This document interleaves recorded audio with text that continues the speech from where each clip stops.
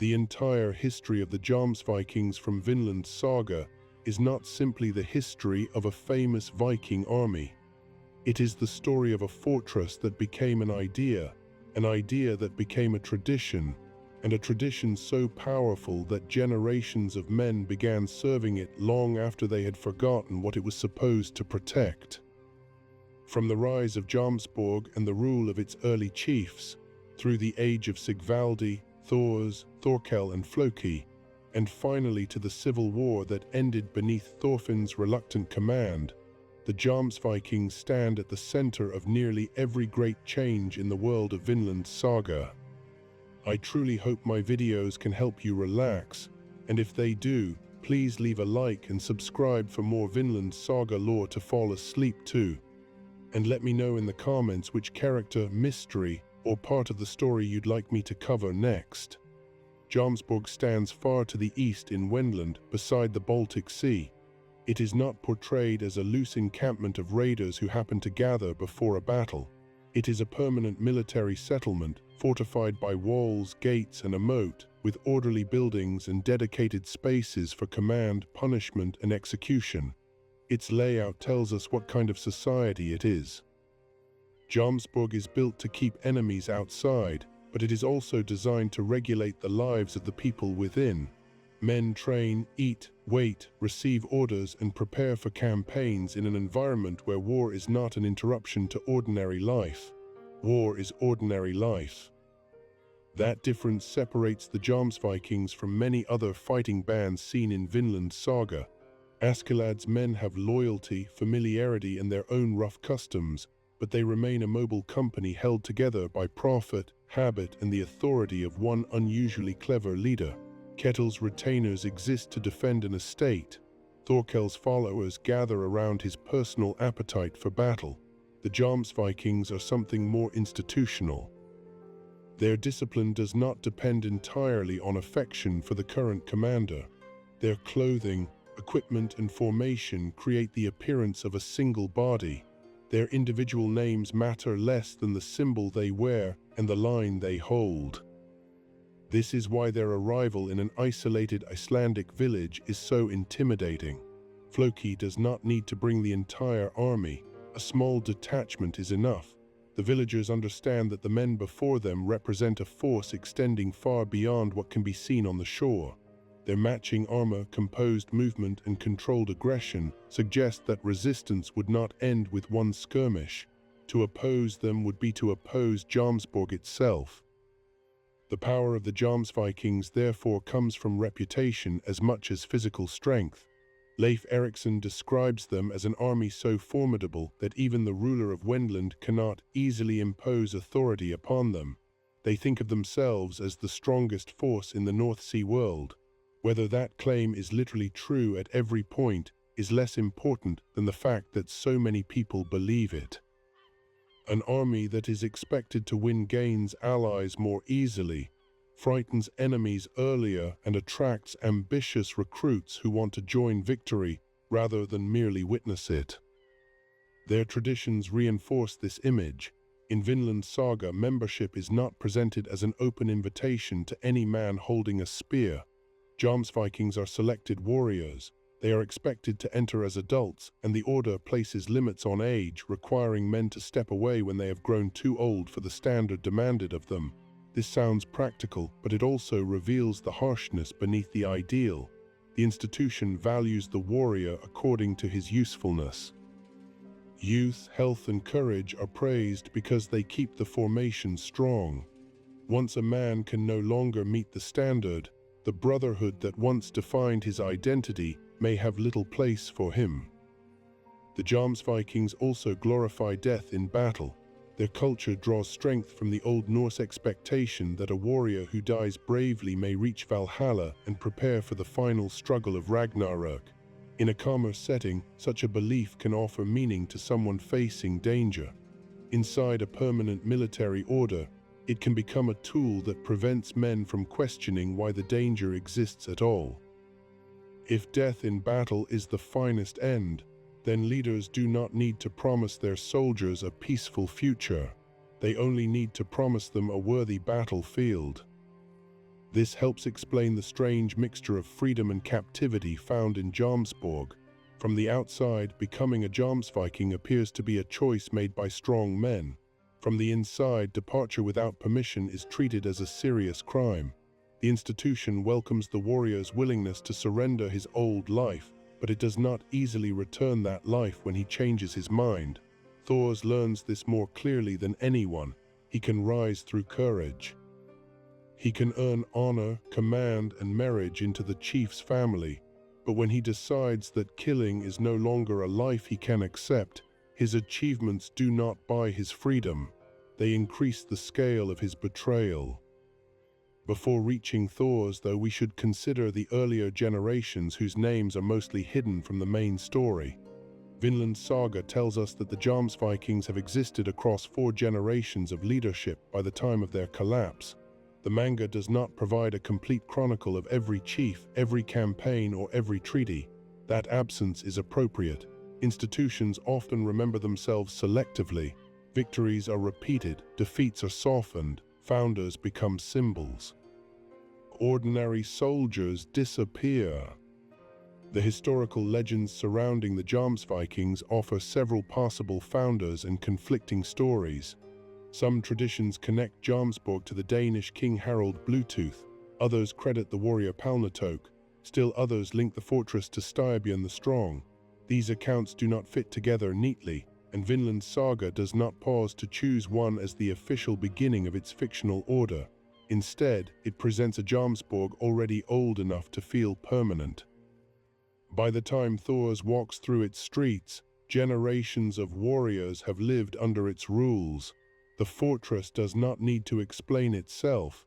Its age has become its justification. For a sleeplore history of the Jomsvikings, this missing beginning matters because it changes the way we view everything that follows.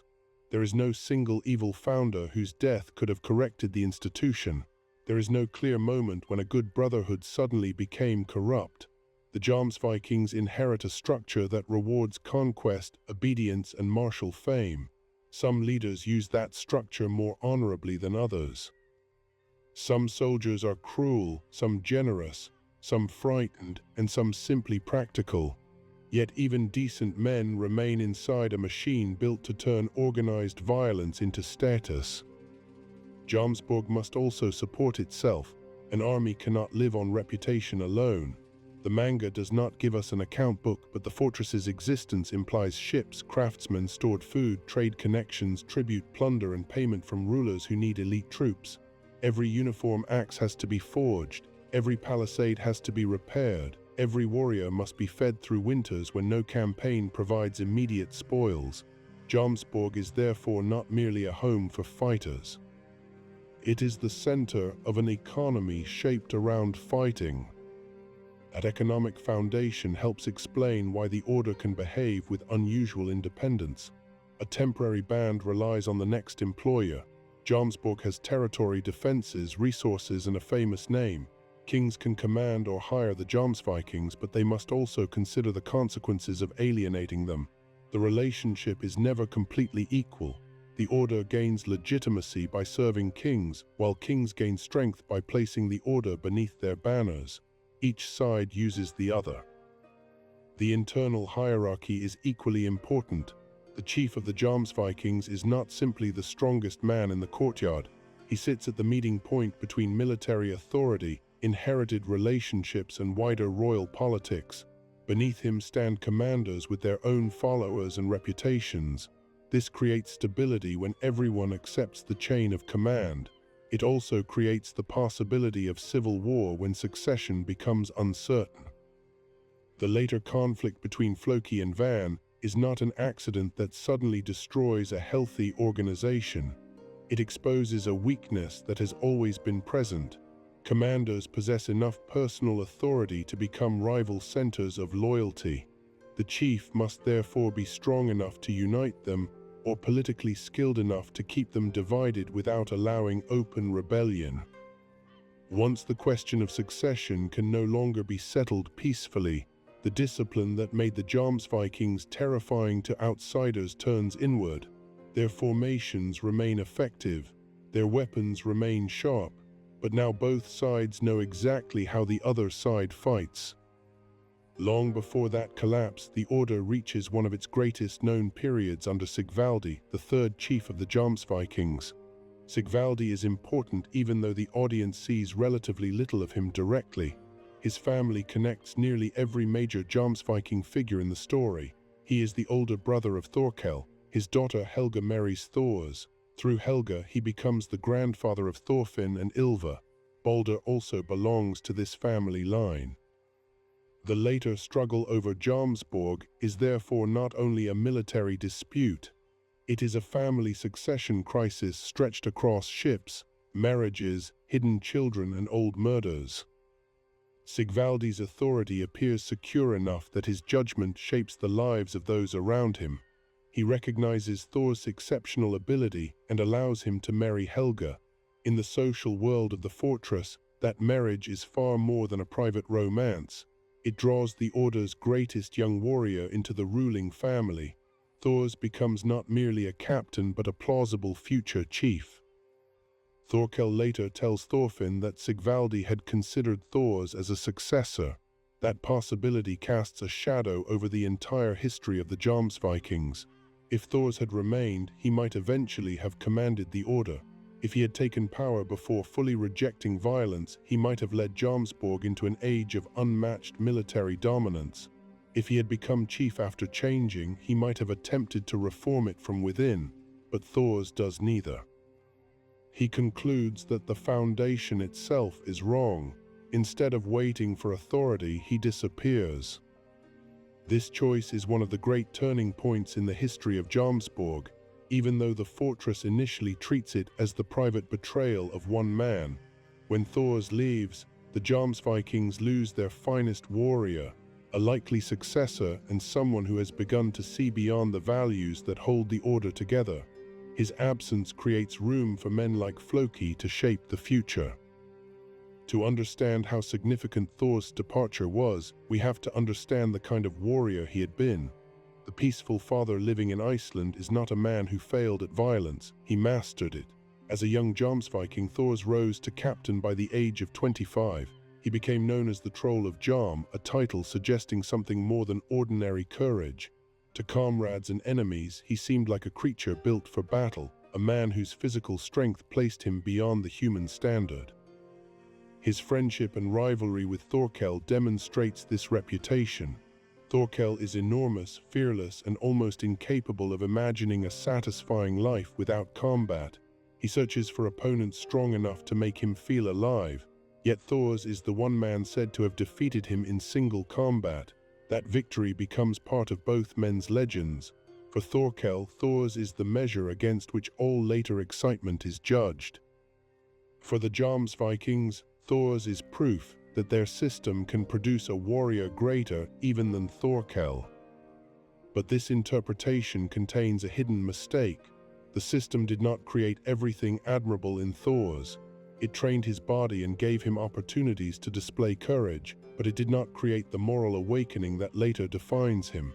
In fact, the Order has no language for that awakening. When Thors says he has learned what it means to be a true warrior, Thorkel assumes the statement must refer to some deeper form of strength. He cannot immediately understand that Thors has reached a conclusion in which victory over other men is no longer the highest goal. Before that revelation, Thors fights as the Jomsvikings expect him to fight. The exact list of his campaigns is not fully recorded, but the story shows enough to establish that he has killed repeatedly and earned fame through war. He is not born with perfect wisdom. He grows sick of what he has become. This makes his rejection more threatening to Jomsborg than the complaint of someone weak. A coward can be dismissed. A defeated warrior can be mocked. But if the greatest warrior in the Order says the life itself is empty, then every lesser warrior is forced, at least for a moment, to consider whether he might be right. That is why the Jomsviking laws cannot make an easy exception for him. Institutions preserve themselves by controlling the meaning of departure. If Thors is allowed to walk away openly, his choice becomes available to others. If he is branded a deserter and condemned to death, The order can explain his absence as dishonor rather than judgment. The full history of the Jomsvikings therefore turns on a quiet change inside one man. Armies usually record battles, coronations, and sieges. They rarely record the night a soldier looks at his newborn child and begins to understand that the world cannot be divided forever into those he protects and those he is permitted to kill. Yet that is the event that begins to loosen the foundations of Jomsborg. For years, the consequences remain hidden. Thors is believed dead. Helga and their child vanish with him. Thorkel keeps the secret after discovering them trying to leave. Sigvaldi loses the successor he may have preferred. Floki continues to serve. The walls remain standing, the ships continue sailing, and the warriors continue believing that Jomsborg has survived unchanged. But institutions can survive an event without escaping it. The question Thors carries away from Jomsborg eventually returns in the form of his son. When Thorfinn stands before the assembled Jomsvikings many years later, he does not conquer them in order to inherit his father's place. He uses the accidental authority given to him to erase the position entirely. That ending would have been impossible without everything that happened in between. And so the next part of the Jomsvikings, history begins not with their fall, but with the height of their confidence. When Sigvaldi still commands, Thors and Thorkel still appear to represent the future, and the fortress seems too disciplined, too wealthy, and too feared to imagine that one day its final chief will order every warrior to go home. At the height of that confidence, Jomsborg would have appeared less like a place awaiting collapse than the most stable military community in the northern world. Its warriors possessed a shared identity that crossed ordinary family and village loyalties. A man entering the order was no longer simply the son of a farmer from Denmark, a fisherman from Norway, or a wanderer from the Baltic coast. He became a Jomsviking. The name carried expectations before he spoke, and it continued to shape the way strangers judged him long after a campaign ended. That shared identity depended on repetition. Men trained together until movements that would require thought from an untested fighter became instinct. They learned to trust the shield beside them, the command behind them, and the rhythm of an organized advance. Vinland Saga often shows the difference between individual courage and collective discipline. A reckless warrior may defeat several opponents and still weaken his own side by breaking formation. The Jomsviking ideal demands that personal strength serve the unit. This does not mean the order eliminates individuality. Thorkel could never be mistaken for Floki, and Thors could never be mistaken for either of them. Commanders retain their own methods, temperaments, and followers, but the institution gives those differences a frame. Thorkel's appetite for battle becomes useful when directed toward an enemy. Floki's caution and political calculation become useful when planning campaigns. Thor's overwhelming skill becomes useful wherever the line is most likely to break. Their equipment also contributes to the sense of unity. The Jomsvikings are associated with dark, single-bladed axes bearing a distinctive eye-like mark. In practical terms, weapons vary according to role and circumstance, but symbols matter. A repeated design tells the enemy that the men approaching are not an accidental crowd. It also tells the warrior holding the axe that he belongs to something larger than his private fear. The same effect comes from clothing and armor. Uniformity reduces the visible distance between rich and poor recruits, at least while they stand in formation. It creates the impression that Jomsborg can replace a fallen man without changing shape. That is one reason disciplined armies are frightening. A band of individual heroes may collapse when its hero dies. An institution suggests continuity. Yet continuity comes at a cost. The more replaceable the soldier appears, the easier it becomes for leaders to spend his life. The Jomsvikings praise courage sincerely, but the system also depends on ordinary men accepting that their deaths may be required by decisions made far above them. Their dream of Valhalla provides dignity, while their discipline ensures obedience. The combination is powerful enough to build a legend and dangerous enough to prevent self-examination. Family life within and around Jomsborg is only partly visible, but the ruling family demonstrates how blood and military authority overlap. Sigvaldi is chief, Thorkel is his brother, Helga is his daughter, and Thors becomes his son-in-law. Marriage secures relationships that battlefield loyalty alone cannot guarantee. A gifted outsider can be drawn into the center of power. A future child can unite claims. A family disagreement can become a crisis for the entire order. Helga's position reveals another side of the fortress. She grows up close to warriors without sharing their love of combat. Thorkel remembers that she always disliked fighting. Her discomfort does not alter Jomsborg's values, but it proves that not everyone raised within its walls accepts them. The fortress contains people whose lives are organized around war even when they are not warriors themselves. Wives wait, children learn which deaths are celebrated, servants support feasts after campaigns. Craftsmen turn iron into weapons. The military order extends beyond the men carrying shields. When Sigvaldi arranges or approves Helga's marriage to Thors, he likely sees a union that strengthens the future of Jomsborg. Thors is young, respected, and almost impossibly capable. Helga connects him to the chief's bloodline. Their children could become heirs whose claim rests on both family and fame. From an institutional perspective, the match appears ideal. The birth of Ylva begins to change Thor's understanding in a way Sigvaldi could not have predicted. Vinland Saga does not portray this as a single magical moment in which a violent man instantly becomes peaceful. Thors initially looks at his infant daughter with uncertainty. He has spent years in a world that gives him clear answers. An enemy is struck, an order is obeyed, a battle is won or lost. A child offers no such simplicity. She is helpless, demanding, and alive for reasons that have nothing to do with honor. Over time, responsibility toward his family opens a space in Thors that battle had kept closed. The people killed by his hand had also been children once. They had families who might wait for them. The enemy line had allowed him to treat them as obstacles, but fatherhood makes that abstraction more difficult to maintain. The manga leaves much of this internal transformation unspoken, which makes it feel more human. Great moral changes often occur through many small recognitions rather than one speech. Eventually, Thors reaches the conclusion that defines the rest of his life. A true warrior does not need a sword. Within Jomsborg, this is almost an impossible sentence. The order has built its identity around the belief that the finest man is the one who faces violence without fear. Thors does not become fearful. He moves beyond the standard. He begins to believe that the greater courage may be refusing to kill even when killing would be easier, praised, and completely within his ability. His opportunity to leave comes during battle. Thors fakes his death and allows the Jomsvikings to believe he has fallen.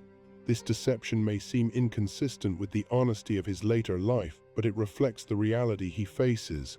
He cannot submit a request for retirement. He knows the law. Desertion without the chief's approval is punishable by death. If he openly declares his intention, he risks not only himself but Helga and Ylva. After returning secretly to Jomsborg, he gathers his family and prepares to disappear. The scene is quiet compared with the battles surrounding it, yet it contains the entire conflict between Thors and the Order. He is not attacking the fortress. He is not attempting to persuade the soldiers. He simply wants to leave. Jomsborg cannot allow even that. Thorkel discovers them.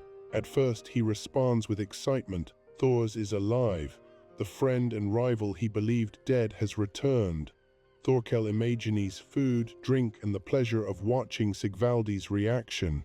His instinct is reunion because the possibility that Thors has rejected their world does not occur to him.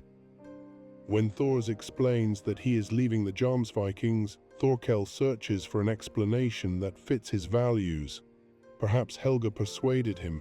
Perhaps he is exhausted. Perhaps he needs sleep. Perhaps he is making a strange joke. Each possibility is easier to accept than the truth.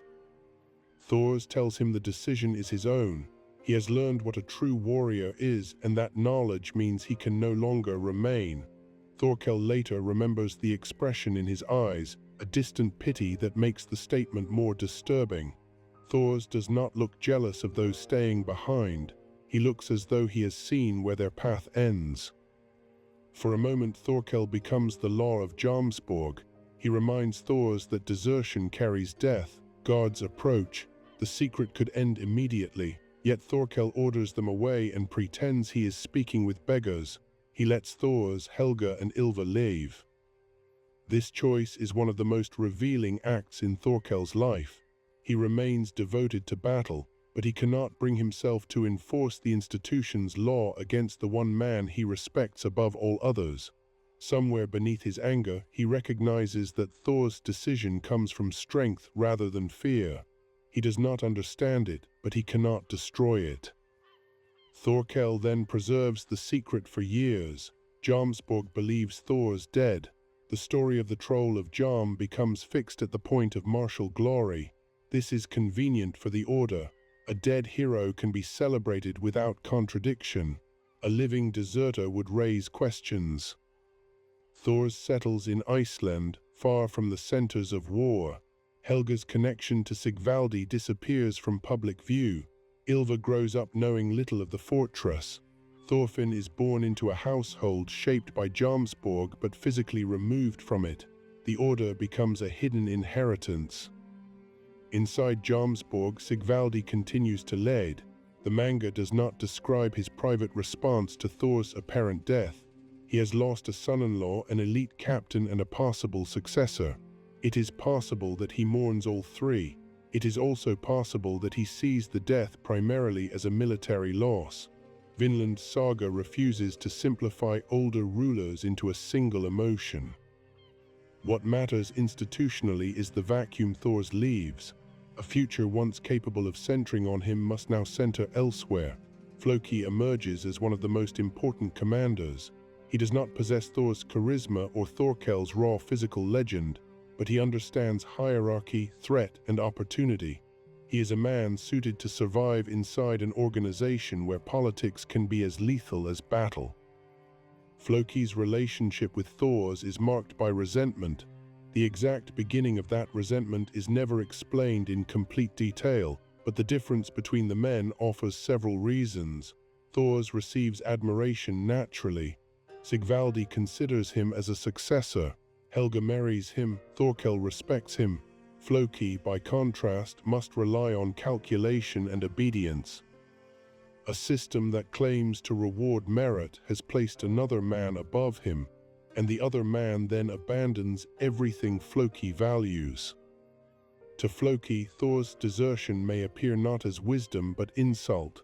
Thor's gains status from Jomsborg, enters the chief's family, and then rejects the institution as though he has discovered a truth unavailable to lesser men. Floki remains behind to carry orders, manage alliances, and preserve the fortress. Resentment can grow easily in the space between those roles. The wider political world soon gives the Jomsvikings another purpose. Conflict between Denmark and England intensifies. King Sweyn prepares for war, and Chief Sigvaldi issues an order recalling all Jomsviking forces to Jomsborg. The wording is absolute.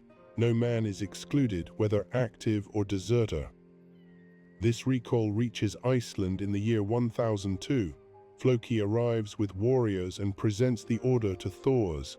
The visit is one of the first times the audience sees the Jomsvikings as an institution. Floki does not ask whether Thors wishes to return.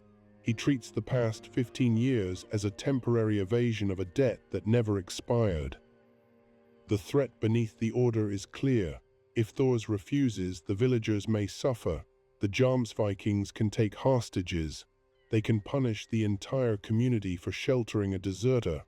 Thors agrees to provide a ship and men, not because the law has regained moral authority over him, but because he wants to protect innocent people from the consequences. Floki's mission, however, is not merely to bring him back. He secretly hires Askeladd to assassinate him in the Faroe Islands. This decision transforms an institutional punishment into a private conspiracy. If the order simply intended to execute Thors under its laws, Floki could have arrested him openly. Instead, he arranges an ambush by outsiders. That secrecy suggests that Thors remains politically dangerous. He is connected to Sigvaldi's family. He has a legendary reputation. If he returns alive, the chief might forgive him, use him, or once again consider him in questions of succession. Other warriors might rally around him. Floki cannot control the outcome. A dead Thors is easier. The assassination also protects the image of Jomsborg. Thors can be presented as lost during the dangerous journey or killed by bandits. The fortress does not need to admit that its greatest warrior abandoned its values and had to be murdered before he could speak. Askeladd accepts the contract because it offers payment and challenge. He does not serve Jomsborg, which gives Floki distance from the act. Yet the meeting between the two men demonstrates how an institution can outsource cruelty while preserving formal honor. Floki remains a commander. Askeladd becomes the killer. Everyone involved understands the truth, but the official story can remain clean. Thor sails from Iceland with young villagers who imagine war as adventure. Thorfinn hides aboard the ship. The expedition becomes a miniature version of the larger Jomsviking deception. The boys believe they are joining a glorious campaign beneath a famous warrior. Thor knows he is walking into a world that destroys such innocence. In the Faroe Islands, Askeladd traps the ship. The battle that follows is often remembered as the final demonstration of Thor's strength, but it is also the purest rejection of Jomsborg's definition of strength. Thor defeats men without killing them. He breaks weapons, disarms opponents, and controls the battlefield while refusing the easy final blow. He shows that the skills learned in war can be used to reduce death rather than multiply it. He defeats Askeladd in a duel and wins according to the agreed terms. Yet the ambush is not governed by honor. Archers remain hidden. Thorfinn is taken hostage. Thor understands that saving the others requires surrendering his own life. The arrows that kill him complete Floki's purpose but fail to restore Jomsborg's control. Thor dies outside the Order, defending people it would have treated as expendable. He does not return as a prisoner. He does not retract his judgment. His final words and actions become a legacy stronger than the punishment intended to erase him. For the Jomsvikings, the immediate result appears favorable. The deserter is gone. The campaign can continue. Floki's involvement remains secret, but the assassination creates the two forces that will eventually destroy his position. First, it leaves Thorfinn alive, carrying a claim through both Thor's and Helga's family. Second, it leaves witnesses among Askeladd's men, allowing the truth to survive in fragments. Floki solves a present problem by creating a future civil war. Thorfinn's response initially seems to confirm the Jomsviking worldview rather than challenge it. The child becomes obsessed with revenge. He joins Askeladd's band, kills in battle, and measures his life through duels. The son of the deserter becomes exactly the kind of young warrior Jomsborg knows how to understand. Yet Thorfinn never formally joins the Order. This matters. His abilities grow outside its discipline. His loyalty belongs to no commander. His family claim exists without institutional training. When he later arrives at the center of Jomsviking politics, he is both insider and outsider, connected by blood, shaped by violence, but no longer willing to accept the value system that gives the office meaning. While Thorfinn spends his youth following Askeladd, the Jomsvikings enter the English War at full strength. Their history now expands from a family tragedy into the struggle for kingdoms. Under King Sweyn's wider campaign, they become one of the instruments through which Danish power crosses the sea. Jomsborg's confidence seems justified. Its warriors are no longer merely feared in the Baltic. They help shape the future of England. But the English campaign also reveals the first visible fractures among the great figures associated with the Order. Thorkel, bored by constant victory and unwilling to live without challenge, chooses to fight for the English. Floki remains with the Danish command. Thors is dead. Sigvaldi's generation is fading. The men who once appeared to represent a single military tradition now move in different directions. The Jomsvikings are still powerful, but their unity has begun to depend less on shared belief and more on the fortress, the hierarchy, and the expectation that everyone will continue behaving as they always have. That expectation will survive the conquest of England. It will not survive the question of who should inherit Jomsborg. The Danish invasion of England places the Jomsvikings inside a conflict larger than the ambitions of any one commander. Kings think in terms of territory, tribute, succession, and legitimacy. Ordinary soldiers think about food, survival, and the chance of plunder. The Jomsvikings stand between those worlds. They are professional enough to serve a royal strategy, but proud enough to imagine themselves as partners in conquest rather than simple servants. Their presence beneath Sweyn's banner gives the king immediate military authority. The name of Jomsborg tells allies that experienced troops have committed to the campaign.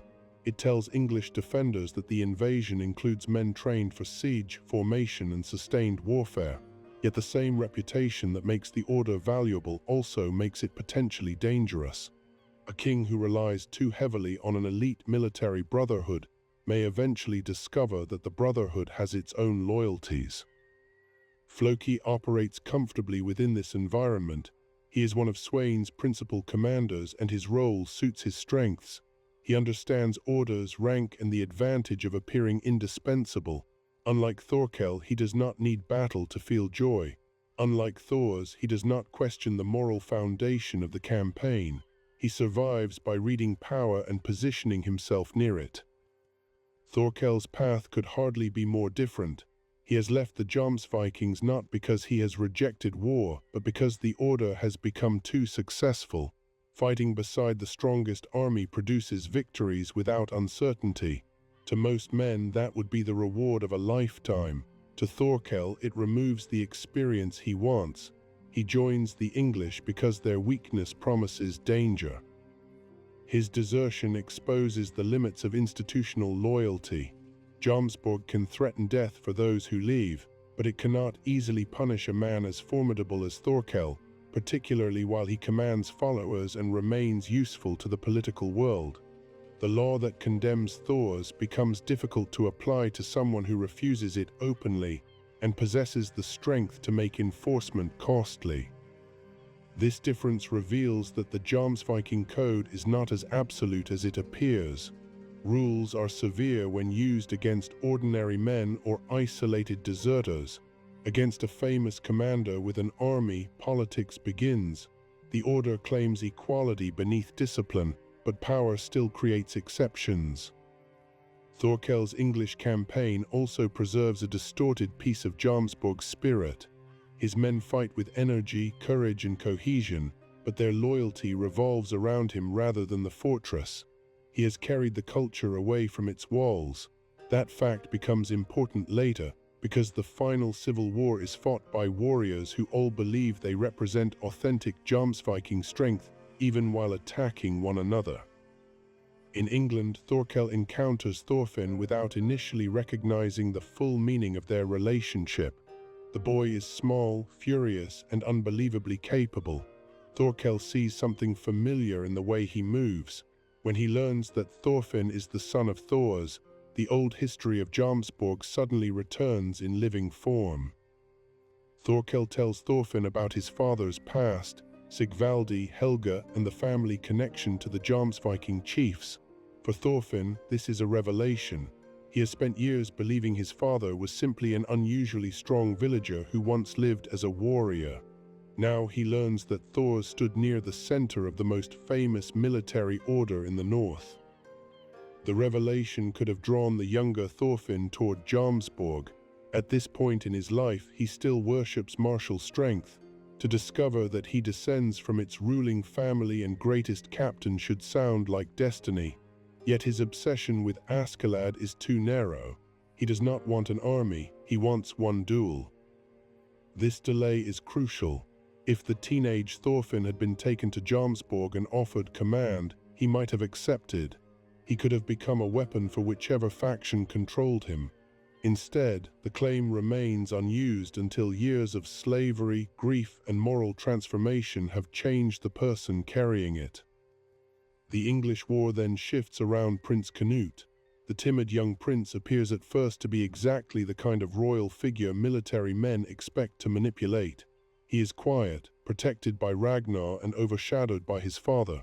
Sweyn's political calculations place him in danger, while Thorkel's capture of him creates a crisis that brings Askeladd, Thorfinn, and the wider Danish forces together. The Jomsvikings are not the only force shaping Canute, but their world helps create the conditions of his transformation. He sees men treated as pieces in royal contests. He sees loyalty purchased, threatened, and redirected. He learns that strength without authority can be wasted, while authority without the will to use it invites destruction. After Ragnar's death and Canute's awakening, the prince begins moving with a certainty that unsettles even experienced warriors. He no longer wants merely to survive his father's court. He decides to create a paradise on earth, using royal power to oppose the suffering he believes God has abandoned. For the Jomsvikings, Canute's rise offers another powerful patron. A new ruler needs troops who can act decisively. Floki and other commanders understand that allegiance to the victorious prince can preserve their place in the changing order. The brotherhood shifts from Sweyn to Canute not because every warrior shares the prince's philosophy, but because military institutions survive by attaching themselves to political continuity. Askeladd's final act removes King Sweyn and secures Canute's path. Thorfinn loses the object of his revenge and attacks the new king. He is condemned, then disappears into slavery. From the viewpoint of Jomsborg, the potential heir related to Sigvaldi has again vanished. Floki has no reason to believe the child he tried to eliminate will ever become politically relevant. This period probably feels like victory. Canute becomes King of England and later expands his power. The Jomsvikings have participated in the conquest. Their commanders remain influential. Thors is dead. Thorkel, though independent, ultimately serves Canute. The northern world appears increasingly unified beneath a ruler able to use its strongest warriors. But royal unification changes the value of a semi-independent military fortress. During fragmented conflict, Jomsborg can negotiate from strength because many rulers need elite fighters.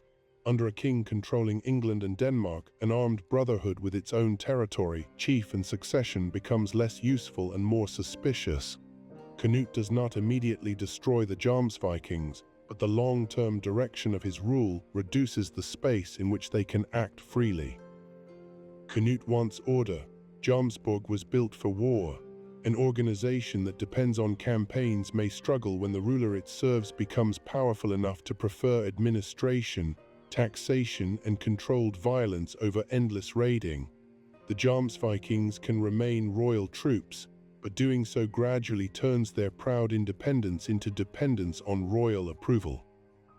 Thorkel senses this change in emotional rather than political language. He becomes bored. The conquests that once promised excitement produce a world with fewer worthy enemies. He serves Canute, yet he continually searches for a battle intense enough to restore the feeling he associates with being alive. His dissatisfaction is personal, but it also reflects an institutional problem. What becomes of warriors raised for glorious war when their victories create peace? Jomsborg has no satisfying answer. Its culture can train men to fight, but it cannot teach them what to become when fighting is no longer required. Thors found his own answer and left. Thorkel refuses the question and searches for a new enemy. Floki turns inward toward succession and family control. By the time the story returns to Jomsviking politics during Thorfinn's eastern expedition, the order is still feared but no longer secure. Sigvaldi is gone. The old chief whose family relationships held together Thors, Thorkel and Helga can no longer regulate competing claims. The fourth generation approaches, and no candidate commands universal loyalty. Floki has spent years building influence. His grandson Balder is his chosen heir. The boy possesses the blood connection required to make the claim appear legitimate, but he has none of the desire expected from a Jomsviking chief. Balder prefers fishing. He dislikes violence. He is intelligent enough to understand that the adults around him treat his future as property. This makes Balder one of the most revealing characters in the history of the Order. Thors rejected Jomsborg after becoming its greatest warrior. Balder rejects it before becoming a warrior at all. One man escapes through moral awakening. The other quietly resists because he can already see the life being arranged for him. Floki interprets succession through the logic of control. If Balder becomes chief, Floki can preserve his own influence beyond the limits of age. The old commander's personal ambition, fear, and affection become impossible to separate. He may genuinely believe he is securing his grandson's safety by placing him above rivals. He may also love the idea of ruling through him. In either case, Balder's wishes become secondary. The succession problem is intensified by the bloodlines surrounding Thors. Through Helga, Thorfinn is Sigvaldi's grandson. Through Thor's reputation, he possesses a martial claim stronger than Balder's. Even before anyone knows what kind of man Thorfinn has become, his existence threatens Floki's plan. Floki therefore attempts to kill him. This repeats the choice made years earlier against Thors. Once again, he responds to uncertainty by removing the person who could alter succession. Once again, he uses hired violence rather than open judgment. And once again, the attempt fails. The repetition suggests that Floki has learned the wrong lesson from history. He believes secrecy protected him the first time because he never faced formal punishment. In reality, the murder created the claim, hatred, and evidence now converging on Jomsborg. Every new assassination increases the number of people who distrust him. Other commanders have also noticed the pattern. Van, a senior Jomsviking commander, suspects Floki of arranging the deaths of potential leaders. His opposition is not a minor disagreement over tactics. He believes the integrity of the succession has been corrupted. Van establishes a rival force and prepares to challenge Floki. The legendary unity of the Jomsvikings now breaks into factions. Each side claims to defend the order. Floki's supporters defend the established command and Balder's succession. Van's men oppose what they see as murder and manipulation. Neither side wishes to abolish Jomsborg. They are fighting over who has the right to preserve it. This distinction explains why the conflict becomes so destructive. Reformers who agree that an institution should end can negotiate its dismantling. Rival guardians cannot compromise easily because each believes surrender would hand something sacred to corrupt men. Van's knowledge of Thor's assassination becomes his greatest political weapon.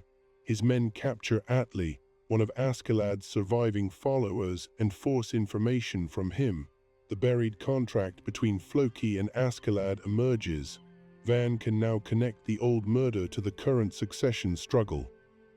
When Thorfinn enters the Baltic region during his journey toward Greece, Van sees him as more than the son of a victim. He sees a legitimate chief around whom opposition can gather. Thorfinn's bloodline, ability, and reputation could unite warriors who distrust Floki. Van urges him to avenge Thors and take control of the Jomsvikings. This offer would once have fulfilled Thorfinn's deepest fantasies. An army offers revenge. Jomsborg offers the status his father possessed. Floki offers a target whose guilt is now confirmed. Yet the man listening to Van is no longer the child who followed Askeladd. Thorfinn has spent years learning that revenge cannot restore the dead. He has sworn to reject violence and build a land without war or slavery. The Jomsvikings' offer is therefore not a reward but a test. The institution presents itself as a tool. With command, Thorfinn could punish Floki and perhaps use the army for good. But accepting the tool risks accepting the logic built into it. Van cannot fully understand Thorfinn's refusal because he still thinks in Jomsviking terms. To him, A wrong demands vengeance, and corrupt command demands a stronger commander. He imagines Thorfinn as the solution to Jomsborg. Thorfinn increasingly sees that Jomsborg may be the problem. Before this conflict can resolve through argument, Garm enters the story. Floki has employed him as a weapon against threats to Balder. Garm does not share Floki's political goals. He cares about exciting opponents. He is violence detached even from the Jomsviking code. This makes him a dark reflection of the order. The Jomsvikings surround violence with ritual, honor, rank, and tradition. Garm strips those explanations away. He treats war as play and powerful people as interesting companions. He follows a command only until his curiosity pulls him elsewhere. Floki believes he can aim Garm at enemies, but a man who loves fighting more than he values survival cannot be controlled through ordinary incentives. Garm kills Van, not because Van is the correct strategic target, but because the opportunity interests him. The assassination removes one faction's commander and destroys Floki's chance to manage the conflict carefully. Van's death could have scattered his men. Instead, it helps produce an alliance Floki never expected. Thorkel arrives prepared to fight Van, attracted by the promise of a worthy battle. When he learns that Garm has stolen the duel by killing Van, his anger turns toward Floki's side. He tells Van's warriors that he has no grievance against them and joins their cause. This is the moment when the history of the Jomsvikings folds back upon itself. Thorkel, brother of Sigvaldi and veteran of the Old Order, unites with rebels supporting Thorfinn, the grandson of Sigvaldi and son of Thors. Floki, who once removed Thors to control succession, now faces an army strengthened by every relationship that murder failed to erase. The coming Baltic Sea War is therefore more than a contest between commanders. It is the accumulated consequence of decades of Jomsviking history. Thor's desertion, Thorkel's independence, Floki's conspiracies, Sigvaldi's family, Knut's rise, Balder's reluctance, and Thorfinn's transformation all converge on Jomsborg. The fortress was built to defend the Jomsvikings from external enemies. Its walls, moat, gates, and siege weapons are formidable, but no wall can defend an institution from a dispute over what it has become. As the factions approach one another, ordinary Jomsvikings must choose. Some remain loyal to Floki because he represents command, habit, and the immediate defense of their home. Others join Thorkel because his reputation promises victory or because Van's accusations persuade them. Many probably know only part of the truth. Civil wars are rarely fought by people who possess a complete account. The Order's discipline now magnifies the tragedy. These are not farmers hastily given spears. They understand siege, formation, and killing. Their shared training allows each side to predict the other, while their shared pride prevents easy surrender. Jomsborg has spent generations producing men able to fight without hesitation. It now discovers that the skill remains effective when the enemy wears the same symbol. And at the center stands Balder, the child for whose inheritance much of the bloodshed is supposedly being arranged. He does not want the fortress. He does not want men to die for his title. The succession war claims to protect his future while making that future unbearable. In this way, the Jomsvikings approach their final battle carrying all the contradictions they once hid behind reputation. They believe the strongest should lead, yet bloodline shapes the contest. They believe in loyalty, yet commanders murder rivals. They believe death in battle is glorious, yet the people controlling the war avoid risking themselves when possible. They believe the Order creates unity, yet its rules have produced factions. The Baltic Sea War will decide who commands Jomsborg. Thorfinn will use the victory to ask a more dangerous question, whether anyone should command it at all. The Baltic Sea War begins before the armies reach the walls of Jomsborg. It begins in rumors, intercepted messages, and hurried calculations. Floki understands that a fortress is only as secure as the loyalty of the men expected to defend it. He cannot know how many soldiers privately agree with Van, How many fear Thorkel, or how many might change sides if Thorfinn's ancestry becomes widely known? His response is the response of a commander who has spent his life treating uncertainty as a threat to be removed. He tightens control, prepares the defenses, and attempts to eliminate individuals before they can become symbols. Yet symbols are already beyond his control. Thors has been dead for years, but his name has more power now than when he lived. Thorfinn does not seek the title, which makes the title seem even more naturally his to men tired of ambition. A reluctant heir can appear trustworthy because he does not seem to be arranging every event for personal gain. This is why Thorfinn becomes politically useful to Van's faction even while resisting them. His refusal is interpreted as humility. His pacifism is mistaken for the restraint of a superior warrior. The Jomsvikings have difficulty imagining that he truly wants no part in their hierarchy. Thorkel's arrival gives the rebel army something Thorfinn will not provide: enthusiasm for the coming fight. He represents the old heroic image of the order, enormous and laughing, impatient with caution. Men who might hesitate to follow a peaceful traveler can follow Thorkel without confusion. He promises exactly what Jomsviking culture has taught them to desire: a battle worthy of remembrance. This creates a strange coalition. Some march to avenge Van, some wish to expose Floki, some want Thorfinn as chief, some follow Thorkel, some simply expect plunder when Jomsborg falls. The force is united by direction rather than purpose. Such coalitions often survive until victory and then break apart over the meaning of victory. Floki knows that he cannot rely on negotiation with Thorkel. He offers payment and concessions, but Thorkel has not crossed the Baltic for money. Floki even offers to surrender Garm for execution, hoping the death of Van's killer might satisfy the demand for vengeance. Thorkel refuses. Garm is not the true cause of the conflict, only the creature who made it impossible to contain.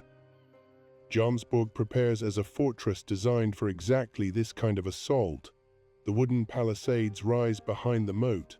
4 principal gates control entry. Defenders possess height, cover, and siege engines. Trebuchets can strike formations before they reach the walls. The settlement's orderly design, once a symbol of military efficiency, now allows Floki's officers to move men and supplies quickly. The attackers possess numbers, experienced commanders, and the morale created by Thorkel's presence. But storming Jomsborg directly would cost lives on both sides. This fact matters deeply to Thorfinn. Everyone around him discusses the fortress as a strategic object. He sees the individual soldiers who will be crushed between strategies. His companions are drawn into the conflict for reasons that have little to do with Jomsviking succession. Gudrid, Einar, Leif, Bugeyes, and the others began the journey because Thorfinn hoped to finance an expedition to Vinland. Their route has become entangled with an old family war. They experience what institutions often do to outsiders. Jomsborg turns private travelers into pieces of its internal struggle simply because they pass near its influence. Garm worsens this entanglement by taking hostages and forcing Thorfinn toward confrontation. He understands desire in the simplest way. If Thorfinn refuses to fight for honor or revenge, then threaten the people he loves. In doing so, Garm repeats Floki's method during the recall of Thors. The Jomsviking world compels peaceful men to enter violence by placing innocent lives behind the demand. Thorfinn's challenge is therefore not to avoid all contact with violence. That option has been removed. His challenge is to pass through a war without accepting its purpose. He must rescue people, prevent killings, and confront Floki while refusing to become the chief others have imagined. The assault on Jomsborg reveals the terrifying competence of both sides. Warriors advance beneath missiles. Defenders use the walls to multiply their strength. Thorkel attacks with the directness that has defined him for decades, treating obstacles as invitations. The fortress shakes beneath men who once might have fought together against a foreign army. Inside Jomsborg, the war room becomes a symbol of Floki's narrowing world. Maps cover the problem in lines and positions. Officers discuss gates, units, and timing. These are useful tools, but they cannot explain why the conflict exists. Floki can calculate where Thorkel will strike more easily than he can accept that his own actions have made the strike inevitable. Thorkel eventually tears into the command space with his axe, physically breaking the boundary between strategy and consequence. The old commander who once allowed Thors to escape now comes for the man who ordered Thor's death. Their confrontation carries decades of unfinished history. Yet even Thorkel's rage is not the final judgment. He has never lived by Thor's philosophy. He wants to punish Floki partly for betrayal, and partly because the entire crisis has produced the kind of battle he enjoys. His presence proves Floki has failed politically, but it does not offer a future for Jomsborg beyond another strong chief. Elsewhere, Thorfinn and his allies search for a way into the fortress that avoids the main gates. Jomsborg's hidden passage through the well undermines the image of perfect security. Every fortress has maintenance routes, forgotten spaces, and knowledge held by people beneath the attention of commanders. The official map shows walls. Lived experience reveals openings. The infiltration changes the nature of the conflict. Thorfinn does not enter as a conquering general at the head of an army. He moves through the fortress in order to reach individuals. This is consistent with his entire transformed life. Institutions think in masses. Thorfinn repeatedly returns attention to the person in front of him. Balder is one of those people. The boy has been guarded as a political asset, but he needs freedom more than protection. Thorfinn recognizes in him another child whose life has been claimed by adult violence. Thorfinn once boarded his father's ship because stories of war made him imagine adventure. Balder understands the trap earlier. He wants a fishing rod, a quiet shore, and the right to become someone other than a chief. Their connection is strengthened by family, but its deeper foundation is refusal. Both stand inside the succession system without desiring it. Balder sees that Thorfinn may be the first adult in Jomsborg who does not want to use him. Thorfinn sees that ending the war requires more than defeating Floki. It requires preventing the victors from placing the same burden upon Balder under a different arrangement. Floki's relationship with Balder becomes painfully clear as the fortress falls. He has committed terrible acts in the name of securing the boy's future, yet he has rarely listened to the future Balder actually wants. This is one of Vinland Saga's recurring warnings about power exercised for another person's supposed benefit. Protection becomes possession when the protected person is denied a voice. The confrontation between Thorfinn and Floki has been prepared since the opening chapters of the story. A conventional revenge narrative would make it the moment when the son kills the man responsible for his father's death. The Jomsviking civil war appears to provide every justification. Floki is guilty. He has continued ordering assassinations. He has placed others in danger. Thorfinn has the ability to kill him. But the entire meaning of Thorfinn's life since Ketil's farm depends on refusing that conclusion. Killing Floki would not simply punish one man. It would confirm the Jomsviking belief that justice belongs to the strongest claimant and that blood can settle legitimacy. Thorfinn does not forgive in the sense of pretending the crime never happened. He confronts the truth. Floki's role is exposed, yet Thorfinn refuses to turn the truth into permission for execution. He understands that his father's final teaching would be betrayed if Thor's death became the excuse for another murder. For men shaped by Jomsborg, this restraint can look almost supernatural. They are accustomed to revenge as an obligation.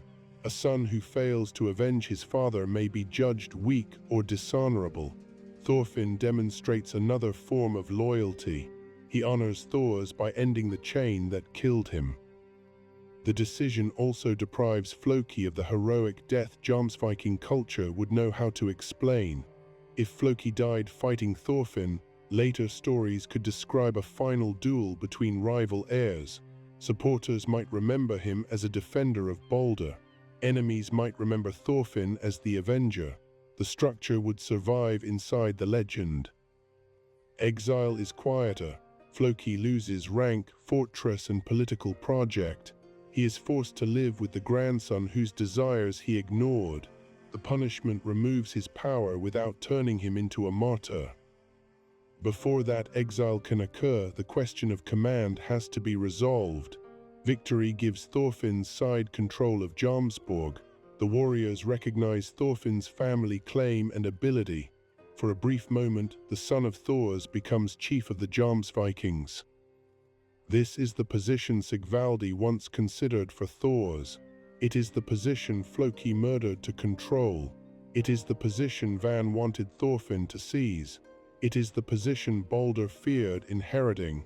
Generations of blood, ambition, and discipline culminate in a man who does not want it. The assembled warriors expect a chief's first declaration. They may imagine rewards, punishments, new campaigns, or a statement of royal loyalty. Thorfinn instead orders the Jomsvikings disbanded. The simplicity of the order conceals its radical nature. A chief has traditionally existed to continue the institution. Thorfinn uses the office's authority against the office itself. He does not reform the recruitment age, replace commanders, or promise more honorable campaigns. He sends the warriors away. This act is possible only because he has won according to enough of their rules to be heard. He possesses the bloodline. He has survived the conflict. Powerful figures support him. The Jomsvikings cannot easily dismiss him as an outsider. Yet the act is meaningful because he refuses to stay inside those rules once they have served their immediate purpose. The order to disband challenges every layer of Jomsviking identity. For young warriors, it removes a future. For veterans, it removes the name that explains their past. For commanders, it removes authority. For the settlement, it removes the purpose around which its economy and daily life have been built. Some men respond with confusion. Others may feel relief they cannot express. A permanent military brotherhood encourages its members to imagine that leaving would mean becoming nobody. Thorfinn's order forces them to discover whether they possess identities beyond the axe. The disbandment does not magically transform every warrior into a peaceful farmer. Many will seek other employers. Some will join royal forces, mercenary bands, or raiding crews. Their training survives. Their beliefs survive. An institution can be abolished in a day while its habits remain in thousands of bodies. Still, the ending matters. Jomsborg no longer has the ability to recruit a new generation under the same banner. There will be no fifth chief inheriting the unresolved tensions of the fourth. There will be no official command using the fortress's reputation to compel another Thors back into service. Thorfinn immediately gives up the chieftaincy. This prevents anyone from treating his act as the foundation of a personal dynasty.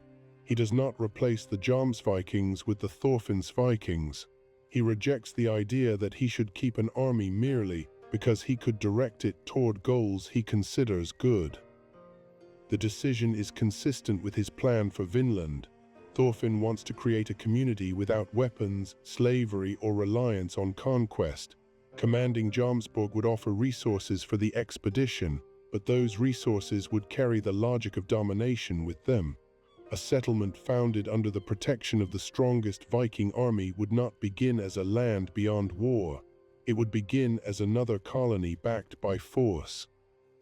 The disbandment therefore becomes an early test of Vinland before Thorfinn reaches Vinland. He must decide whether peace is only a distant ideal or a principle that limits what he is willing to do now. He chooses the limitation. For Thorkel, the result is deeply unsatisfying. The civil war has given him battle, but the institution he understands is dissolved by a relative who resembles Thor's in the most frustrating possible way. Thorkel respects strength, and Thorfinn possesses it.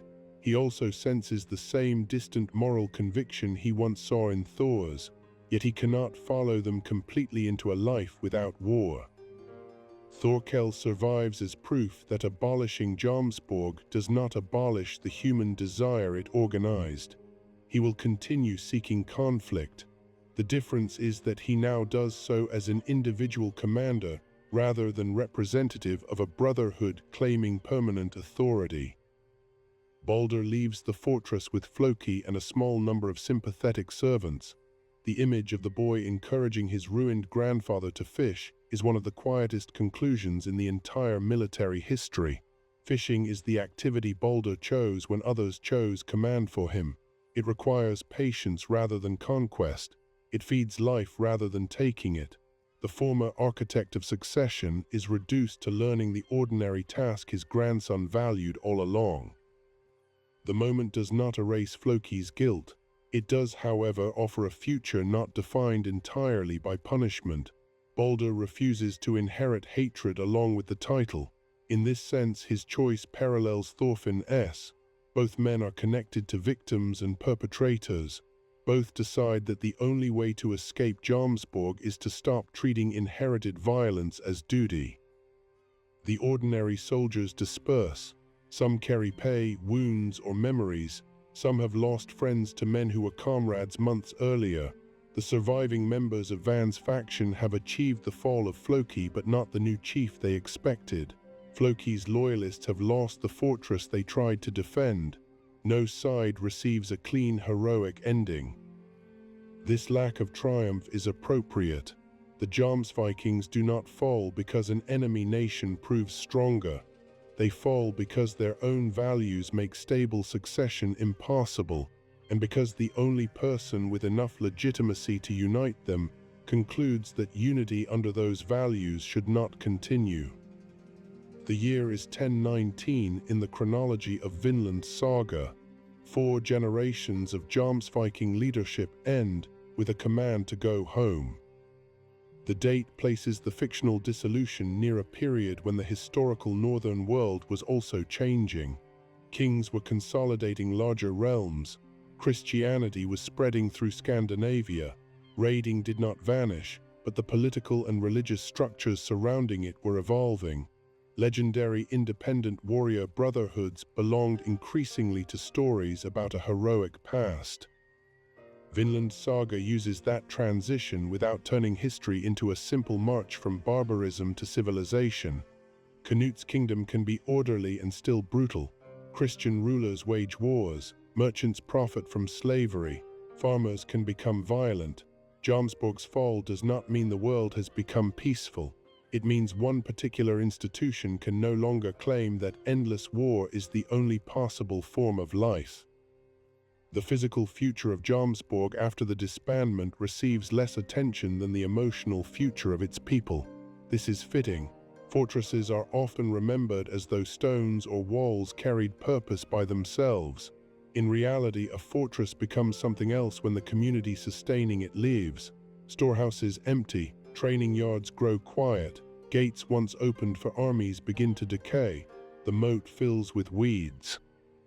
Houses built for military families may be abandoned, repurposed, or occupied by people who no longer recognize the old rules.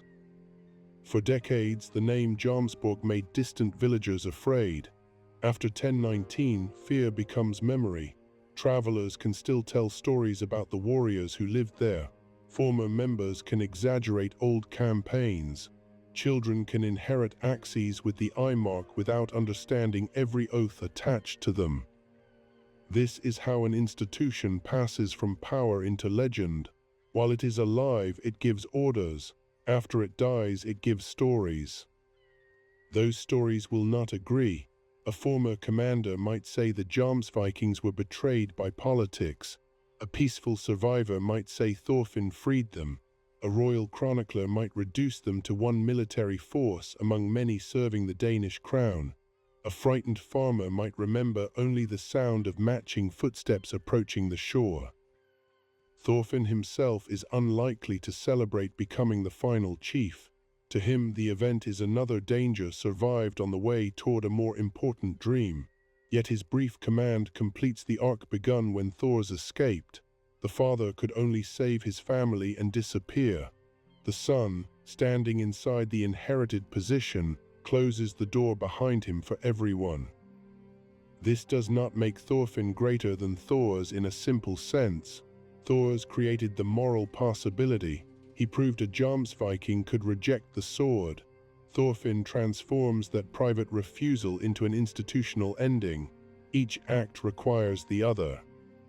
Floki also remains essential to the ending.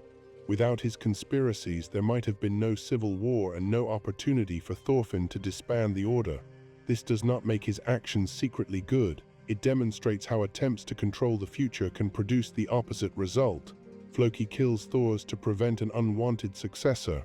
The murder eventually places Thor's son in command. Floki arranges Baldur's path to preserve Jomsborg. The struggle over Baldur destroys it. Thorkel's role is equally paradoxical. He loves the warrior culture more purely than almost anyone, yet his independence repeatedly weakens the institution. He allows Thors to escape. He deserts for the English. He joins Van's men against Floki.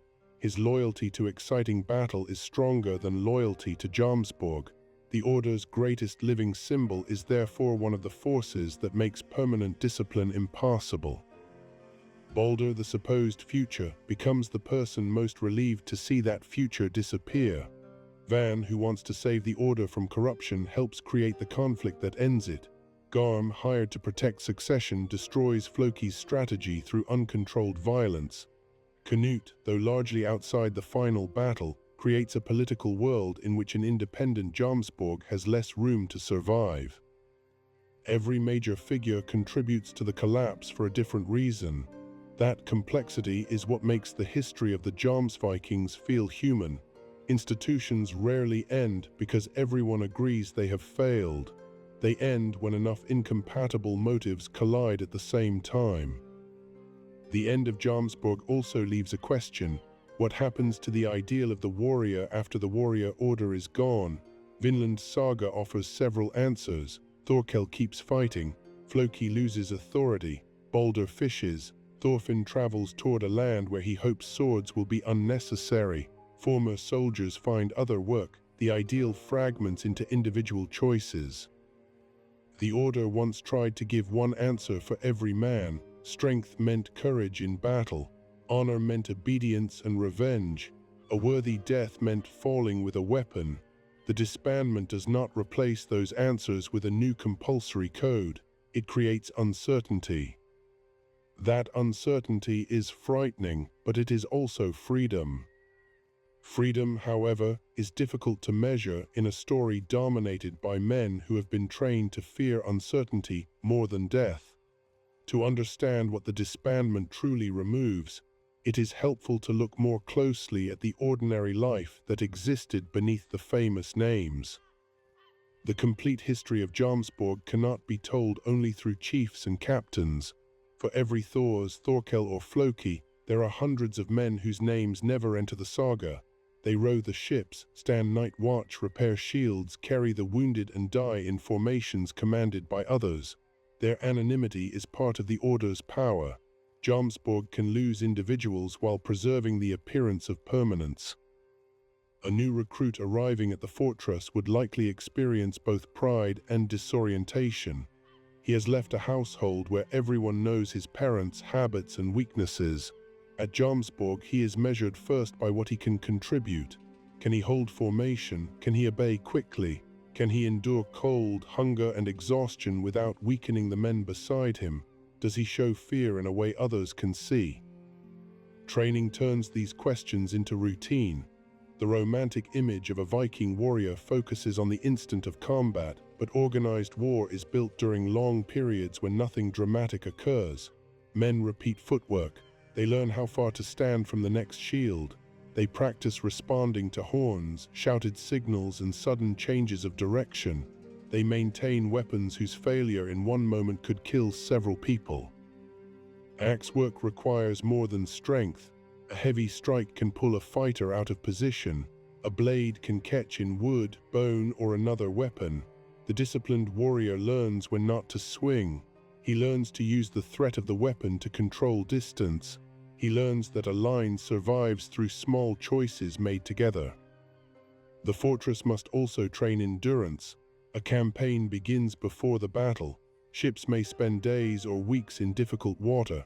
Men sleep in cramped conditions, eat preserved food, and arrive stiff, wet, and tired. Then they may have to march, build a camp, or assault a defended position. Jomsviking reputation depends on performing well after discomfort has stripped away excitement.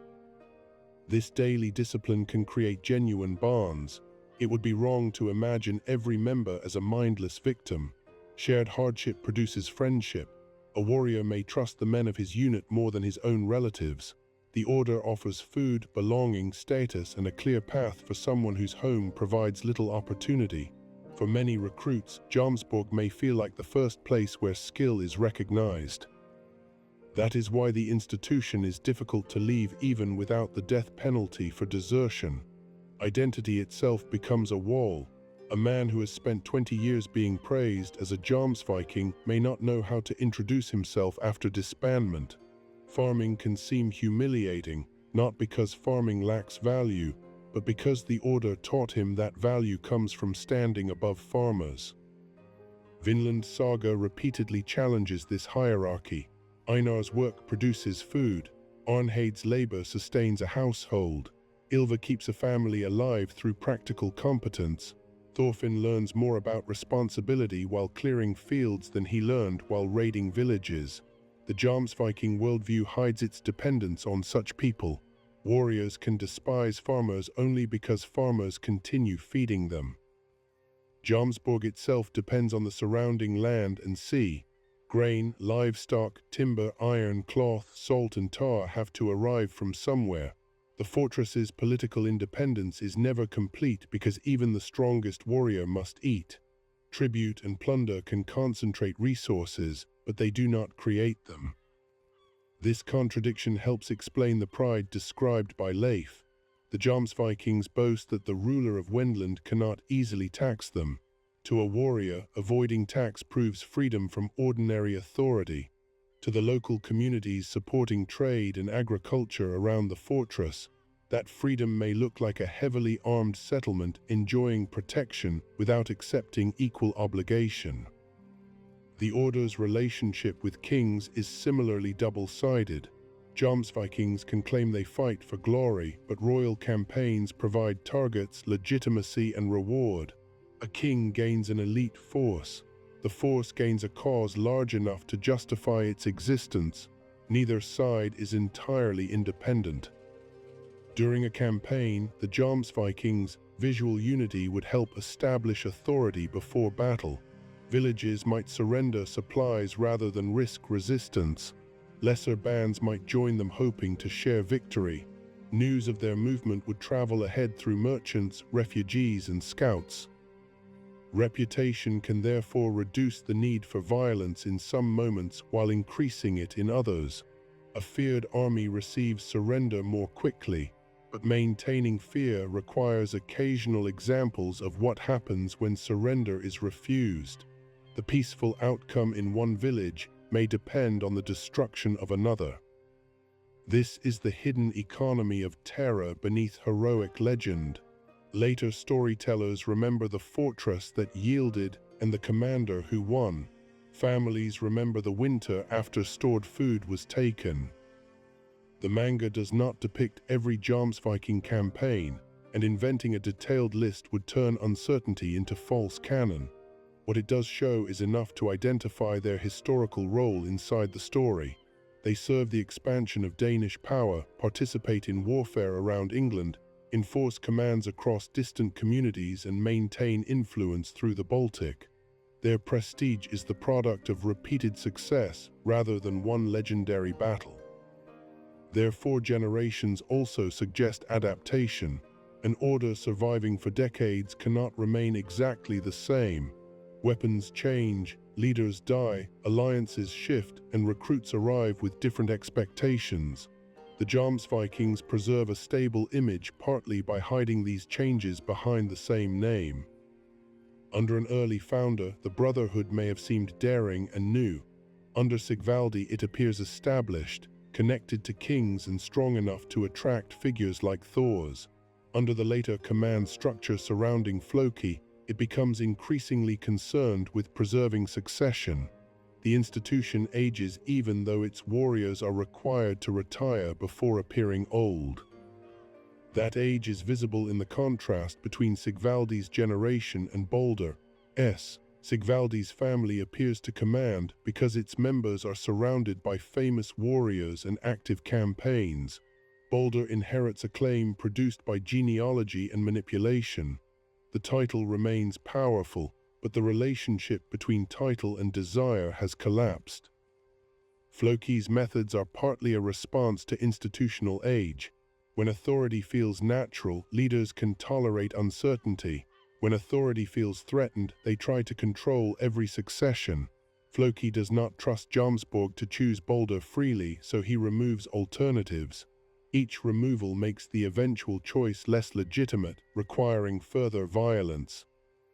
Van's revolt proves that the order still contains an internal idea of honor capable of opposing command. He does not accept assassination as ordinary succession. His resistance shows that Jomsviking discipline is not total. Men can decide that obedience to a corrupt commander violates a deeper loyalty to the Brotherhood. Yet Van's solution remains trapped within the same values. He wants Thorfinn to avenge Thor's, defeat Floki, and become chief. He believes the correct heir can restore the institution. This is a common pattern in declining organizations. Critics identify real corruption, but imagine that replacing the person at the top will solve structural problems. Thorfinn sees further because he has lived outside Jomsborg's assumptions. He has been a child soldier, an assassin, a slave, a farmer, and a traveler. Each identity reveals a different way of measuring human worth. By the time he reaches the fortress, the title of chief cannot impress him in the way it impresses Van. The institution offers vertical power. Thorfinn's later life is built around horizontal cooperation. In Jomsborg, commands move downward. In the Vinland expedition, he must persuade families to take a risk together. He can guide, but he cannot simply order settlers to believe in peace. This difference explains why disbanding the Jomsvikings is easier than building Vinland. An army can be ended through one authoritative command after victory. A peaceful society cannot be created through command, because forced peace is another form of domination. Thorfinn's brief success at Jomsborg may even give him false confidence about what determination can accomplish later. At the fortress, the problem has a visible center: Floki, succession, and armed factions. In Vinland, the problems are distributed through fear, misunderstanding, disease, resources, and different ideas of security. There is no single commander to exile. The Jomsviking history therefore prepares Thorfinn for Vinland while also revealing the limits of the lesson. The Order's legacy follows him west in less obvious forms. The settlers debate weapons because they know armed groups can dominate unarmed ones. Ivar values the sword because history appears to prove his argument. Hild distrusts intentions because she has seen what skilled men can do. Even those who never lived in Jomsborg inhabit a world its values helped create. Thorfinn's dream is not simply to find land far from Jomsvikings. It is to prevent another Jomsborg from forming when fear arrives. That challenge is harder than destroying the original. The historical inspiration behind the manga deepens this idea. Medieval accounts describe Jomsvikings as an elite order bound by a strict code. Different sources disagree about their founder. Some associate them with Harald Bluetooth, some with Palnatoke, and some with Styrbjörn. The fortress of Jomsborg is often placed near the mouth of the Oder in the Baltic region, but its exact identification remains disputed. These uncertainties mean the historical Jomsvikings already exist as a story shaped by later needs. Medieval writers may have used them to explore loyalty, bravery, kingship, and the passing of a heroic age. Modern readers encounter them through another layer of interpretation. Vinland Saga adds its own layer. Yukimura selects the features most useful to the manga's moral world. the disciplined brotherhood, the Baltic fortress, famous warrior names, and the tension between legend and humanity. He then places fictional family relationships and character arcs inside that framework. Thorkel the Tall and King Canute are connected to historical figures.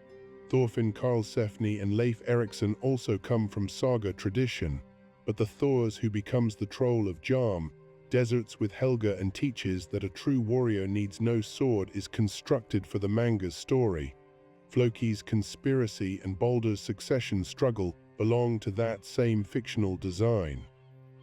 Recognizing this distinction does not weaken the narrative. It reveals how historical fiction works. The series is not claiming that every conversation occurred exactly as drawn.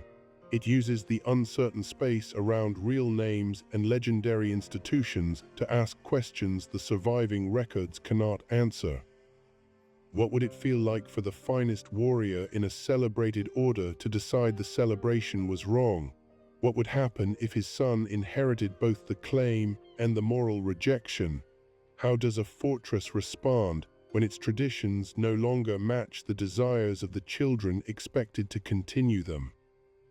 The semi-legendary status of Jomsborg makes it an ideal setting for these questions. A fully documented bureaucratic institution would resist mythic symbolism. A completely invented fantasy order would lose the haunting possibility that something like it may have existed. Jomsborg stands between them. The manga's visual portrayal of the fortress also balances legend and practicality. From a distance, it is imposing, enclosed, and orderly. Within it are mundane spaces, rooms for planning, paths, homes, a well. The secret entrance through that well is especially meaningful.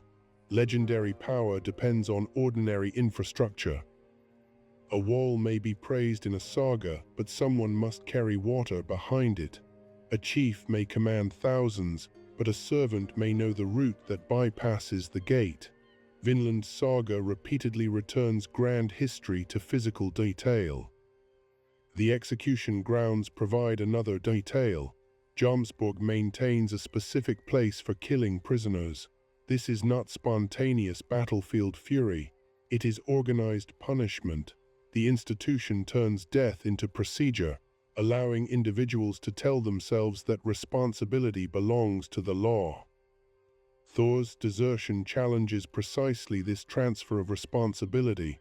A warrior may say he kills because the chief commands it. A chief may say he commands because the law requires it. The law may be defended because tradition established it. Thor's interrupts the chain by accepting personal responsibility for what his hands do. Thorfinn's disbandment interrupts it again. He cannot inspect every future action of every former Jomsviking. He can remove the structure that allowed men to hide choice inside obedience. This does not mean all hierarchy is evil in Vinland Saga. Ships require coordination. Settlements need decisions. Farms organize labor. The problem is hierarchy protected from moral judgment by the claim that survival or tradition makes obedience absolute. Jomsborg's greatness and danger come from the same feature. It makes coordinated action possible on a scale individuals cannot achieve. That ability can defend communities, defeat armies, and impose royal power. It can also magnify one commander's fear into hundreds of deaths. Floki alone could never kill everyone standing between Baldur and succession. As commander within the Jomsviking structure, he can hire, order, conceal, and redirect violence. The institution gives his private anxiety public force. Thors alone could not abolish Jomsborg when he deserted. He had strength but no accepted authority at that moment. Thorfinn, briefly recognized as chief, can end it with words. The same structure that magnified Floki's will magnify Thorfinn's refusal. This creates a moral ambiguity around the disbandment. Thorfinn uses authoritarian power to abolish an authoritarian military order. The outcome is liberating, but the method depends on victory and inherited legitimacy. What if the warriors had refused? What if another commander had immediately claimed the title? What if Canute had ordered Jomsborg preserved as a royal garrison? The story moves quickly past these possibilities because the thematic moment is clear. Yet thinking about them reminds us that institutions do not disappear merely because one good man speaks. The Jomsvikings disband because the civil war has broken existing command, major figures accept the result, and no stronger outside power immediately reverses it. Canute's position likely matters in the background. Thorkel's involvement connects the conflict to the king. Floki knows that killing Thorkel could bring the combined power of Denmark and England against him.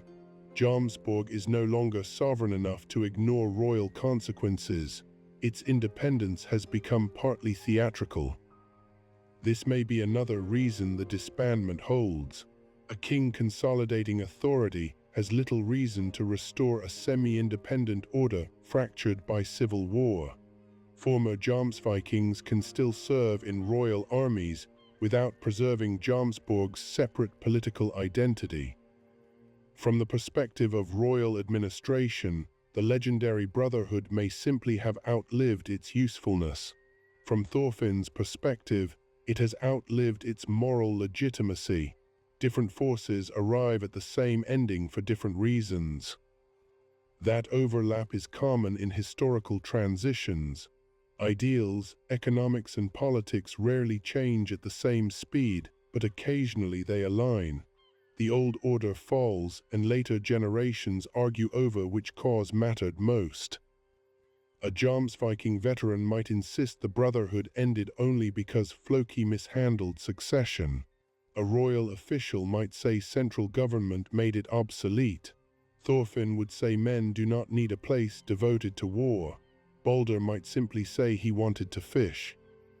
All four explanations can be true at once. The surviving named members embody these different truths. Thorkel carries the warrior ideal beyond the fortress. Floki carries the ruin of political obsession. Balder carries release from inherited office. Thorfinn carries the moral rejection first expressed by Thor's. Van's surviving followers carry memory of internal resistance.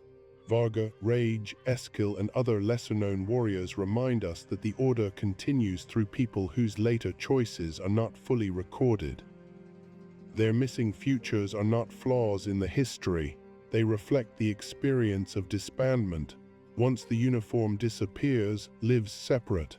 The saga no longer follows the institution closely enough to keep every member visible. Some may become gods, some may sail home to families who hardly recognize them, some may join merchants traveling east, some may die in later wars under different banners, some may tell exaggerated stories to children. These are possibilities rather than canon, but they help us understand the scale of the ending. When Thorfinn orders the Jomsvikings to disband, he is not moving pieces off a board.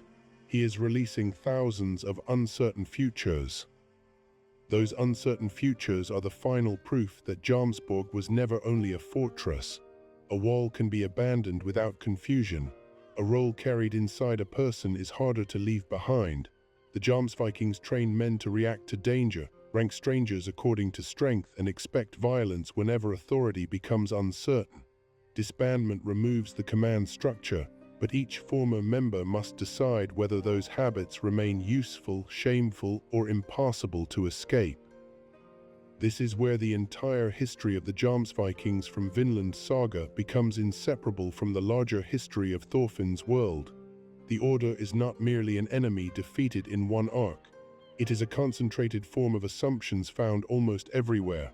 That safety belongs to the strongest, that honor requires revenge, that peace is temporary, and that a man's highest value is proven by his willingness to kill or die. Jomsborg gives these assumptions uniforms and walls. Outside Jomsborg, they continue in farms, courts, ships, and families. Thorfinn can end the order, but he cannot end the world that made it attractive. The same is true of the people closest to its history. Thors leaves the fortress physically, but he spends the rest of his life responding to what it made him. His peaceful discipline is not innocence restored. He remembers what his hands can do. His refusal to kill is meaningful because killing remains easy for him. Thorkel never leaves the fortress emotionally. Even when he serves the English or Canute, he carries Jomsborg's idea of glory.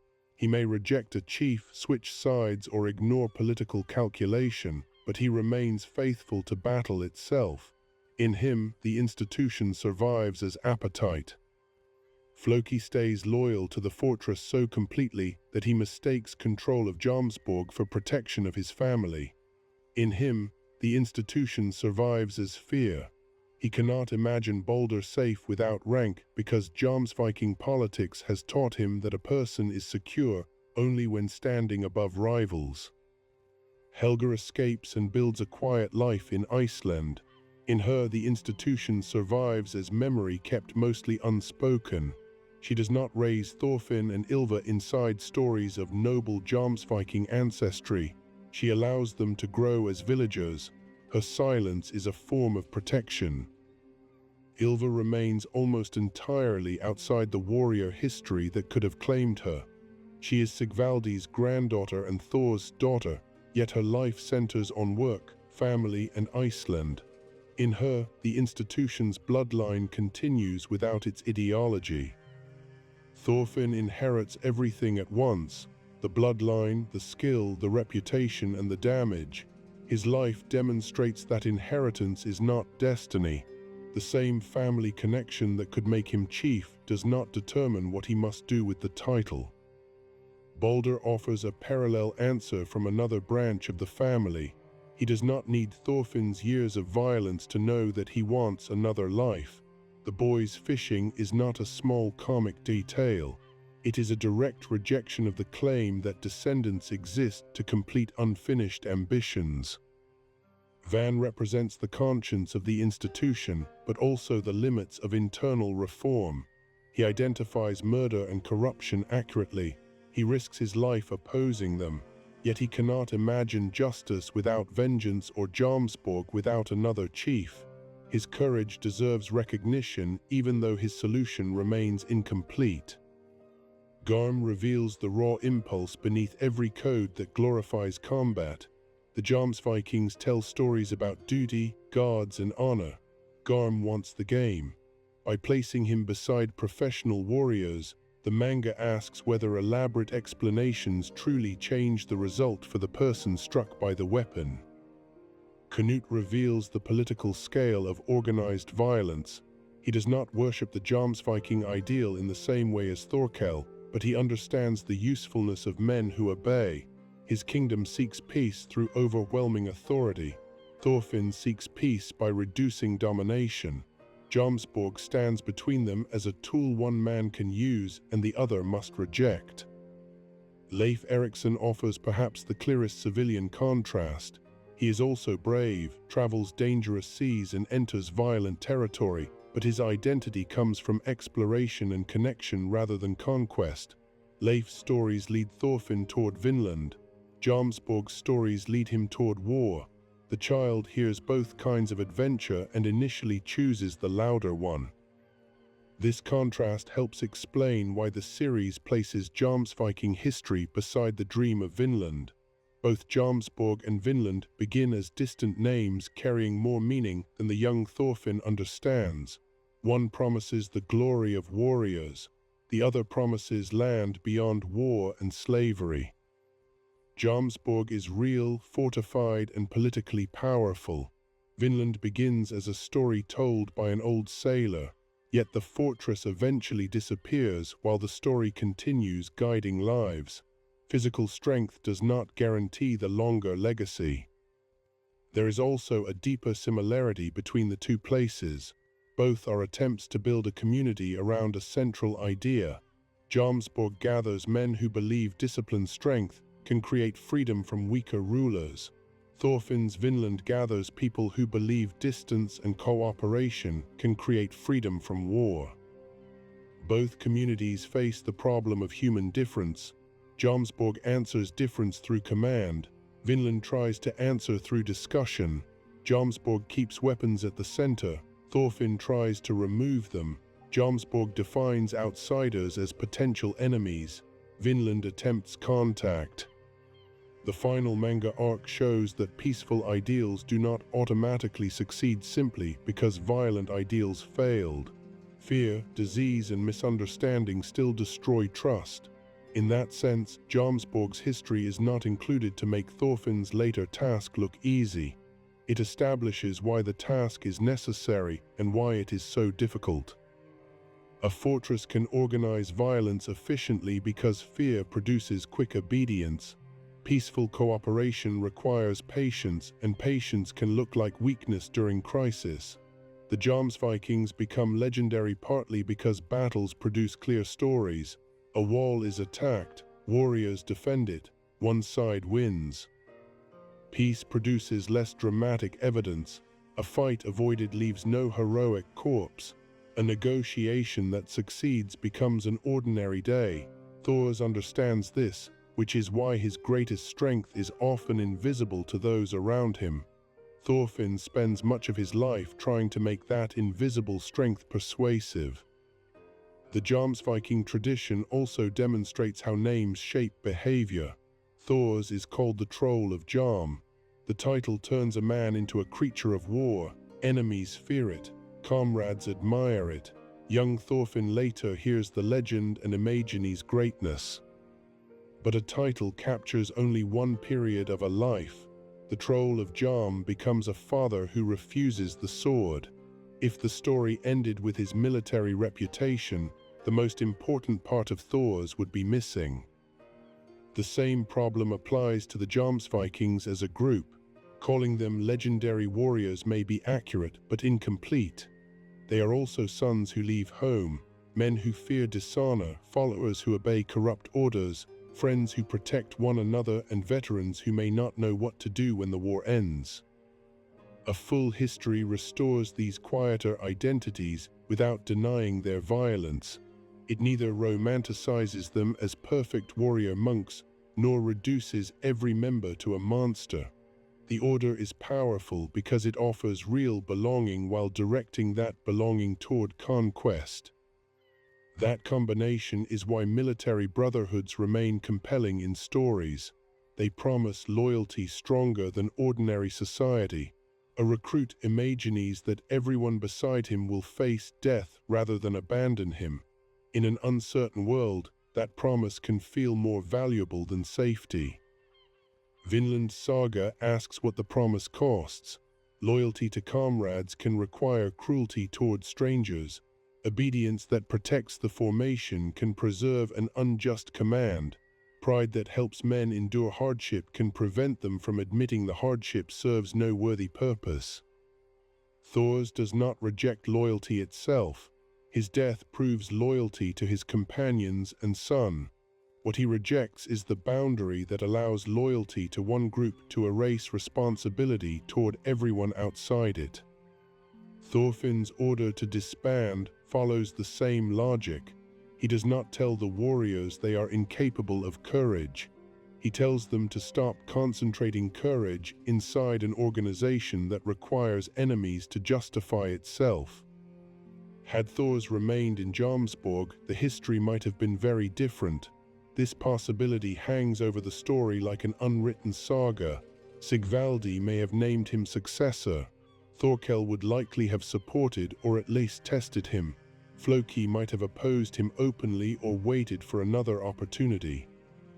A chief Thors could have attempted reform. Perhaps he could have reduced unnecessary raids, protected civilians, or altered the law of desertion. His reputation might have persuaded warriors to follow. The order under him could have become less cruel. But Thors seems to conclude that such reform would not be enough. A more merciful Jomsborg would still exist to fight. A chief who refuses every profitable campaign would eventually face rebellion from men who joined for war. To preserve the institution, he would have to feed it enemies. His escape suggests he understood that leadership can trap the leader as thoroughly as obedience traps the soldier. Becoming chief would give him power over Jomsborg, but it would also give Jomsborg a claim over his decisions. Had Thorfinn accepted permanent command in 1019, another different history becomes possible. He could have used Jomsviking ships and wealth to finance Vinland immediately. Armed protection might have deterred threats. Thousands of disciplined settlers could have built a large colony. But the project would no longer be Thorfinn's dream. The LNU would see an army arriving from the sea. Weapons would structure every negotiation. Former Jomsviking commanders would expect influence. When disagreement emerged, the fastest solution would be force. Thorfinn's refusal therefore protects the meaning of the expedition, even if it reduces its chance of material success. This is a recurring tension in his life. Methods shape destinations. A land reached through conquest cannot simply declare itself free from conquest once the ships arrive. Had Floki accepted uncertainty, the order might also have survived longer. He could have allowed a council of commanders to debate succession. He could have listened to Balder. He could have revealed Thorfinn's claim and trusted the warriors to choose. But institutions built around strength make uncertainty feel fatal. A disputed succession invites outside intervention, factional rivalry, and assassination. Floki responds according to the logic Jomsborg taught him. His crime is personal, yet the environment makes it imaginable. Had Van lived, the civil war might have ended with Thorfinn placed under even greater pressure to become chief. Van's authority over his faction could have made negotiation easier, but his commitment to vengeance could also have demanded Floki's death. Garm's murder removes a possible stabilizing commander while inflaming Thorkel. Had Thorkel stayed neutral, Floki might have defeated Van's followers. Thorfinn's claim could have been suppressed again. Jomsborg might have continued under Balder in name and Floki in practice. Thorkel's choice therefore becomes decisive despite his lack of political ideology. He joins because of anger and lost battle, but his reputation shifts the balance. History is often changed by motives that look trivial beside their consequences. These alternate possibilities remind us that the disbandment was not inevitable. The order contains structural problems, but structures can endure for generations through compromise, repression, or luck. The particular lives of Thorfinn, Balder, Floki, Van, and Thorkel bring the ending at this particular moment. The word history can make events sound predetermined because we already know their result. A calmer telling restores uncertainty. When Floki sends men to Iceland, he does not know his target's son will end Jomsborg. When Thor steps onto Askeladd's ship, he does not know his death will eventually expose Floki. When Balder fishes, he does not know the activity will become the image of his freedom. Every person acts with partial knowledge. The institution appears permanent until suddenly it does not. This may be the most important lesson in the entire history of the Jomsvikings. Systems survive by convincing people that no alternative exists. The walls have always stood, chiefs have always commanded, deserters have always been punished, warriors have always sought Valhalla. Therefore, the argument goes, tomorrow must resemble yesterday. Thor breaks that certainty privately. Thorfinn breaks it publicly. The final chief does not need to defeat every member in personal combat. He changes what the assembled men believe is permitted. They can leave. They can become something else. The first steps beyond the gate may be uncertain, but uncertainty is no longer a crime. For some former members, the freedom will feel like loss for years. They may continue meeting old comrades, using old ranks and remembering Jomsborg as the finest period of their lives. Nostalgia often removes the fear and discomfort from military memory while preserving belonging. Others may remember the Civil War more strongly. They watched Jomsviking axes strike Jomsviking shields. The experience may destroy the belief that the brotherhood was naturally united. A symbol once associated with safety becomes a reminder of betrayal. Younger men may adapt quickly. They can join crews, marry, trade, or settle. Older veterans near the retirement age face a harsher transition. The order was already preparing to remove them from active membership. Disbandment may expose how little support existed beyond usefulness. The families around Jomsborg also gain and lose. They lose a military economy and the protection of feared troops. They gain relief from succession wars, forced loyalty, and the constant expectation of campaigns. The balance would differ from household to household. The manga leaves this social aftermath open. That silence prevents the ending from becoming too neat. Thorfinn's command is morally powerful, but it cannot solve every practical problem created by the institution. Peace requires work after the weapons are lowered. In this way, Jomsborg foreshadows Vinland again, declaring an ideal is only the beginning. People need food, trust, decision-making, and ways to respond when fear returns. Thorfinn succeeds at ending the Jomsvikings because the order is exhausted by civil war. He struggles in Vinland because a new society has no exhausted structure ready to obey one final command. Still, the disbandment deserves to be remembered as a real achievement. Thousands of armed men accept an end that does not promise them conquest. A child escapes an inherited title. A murderer is denied further command. The fortress's future no longer requires another generation of sons to become weapons. The Jomsvikings' influence on the plot also ends at the right moment for Thorfinn's development. His childhood was ruled by their command. His adulthood confronts and dissolves that command. Only then can he attempt to travel west as someone no longer pursued by the military inheritance of his father. The sea between Jomsborg and Vinland is therefore moral as well as geographical. Thorfinn must cross out of one model of community before he can attempt another. When later generations inside the story remember the Jomsvikings, they may focus on Thor's the Troll, Thorkel the Tall, or the Battle of Jomsborg. Few may remember the exact words of the final order. Legends prefer action to dissolution. But the quietest event is the true conclusion. Men leaving through gates that once promised permanent brotherhood. No enemy burns the fortress. No foreign king stands over the ruins. The final chief simply refuses to give them another war.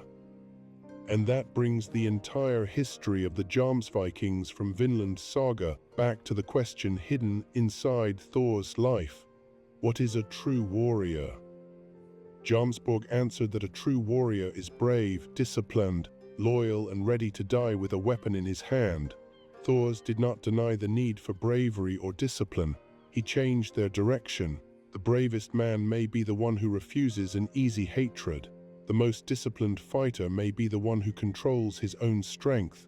The deepest loyalty may be loyalty to life rather than a banner. Thorfinn carries that answer into the heart of the order and discovers that words alone are not enough.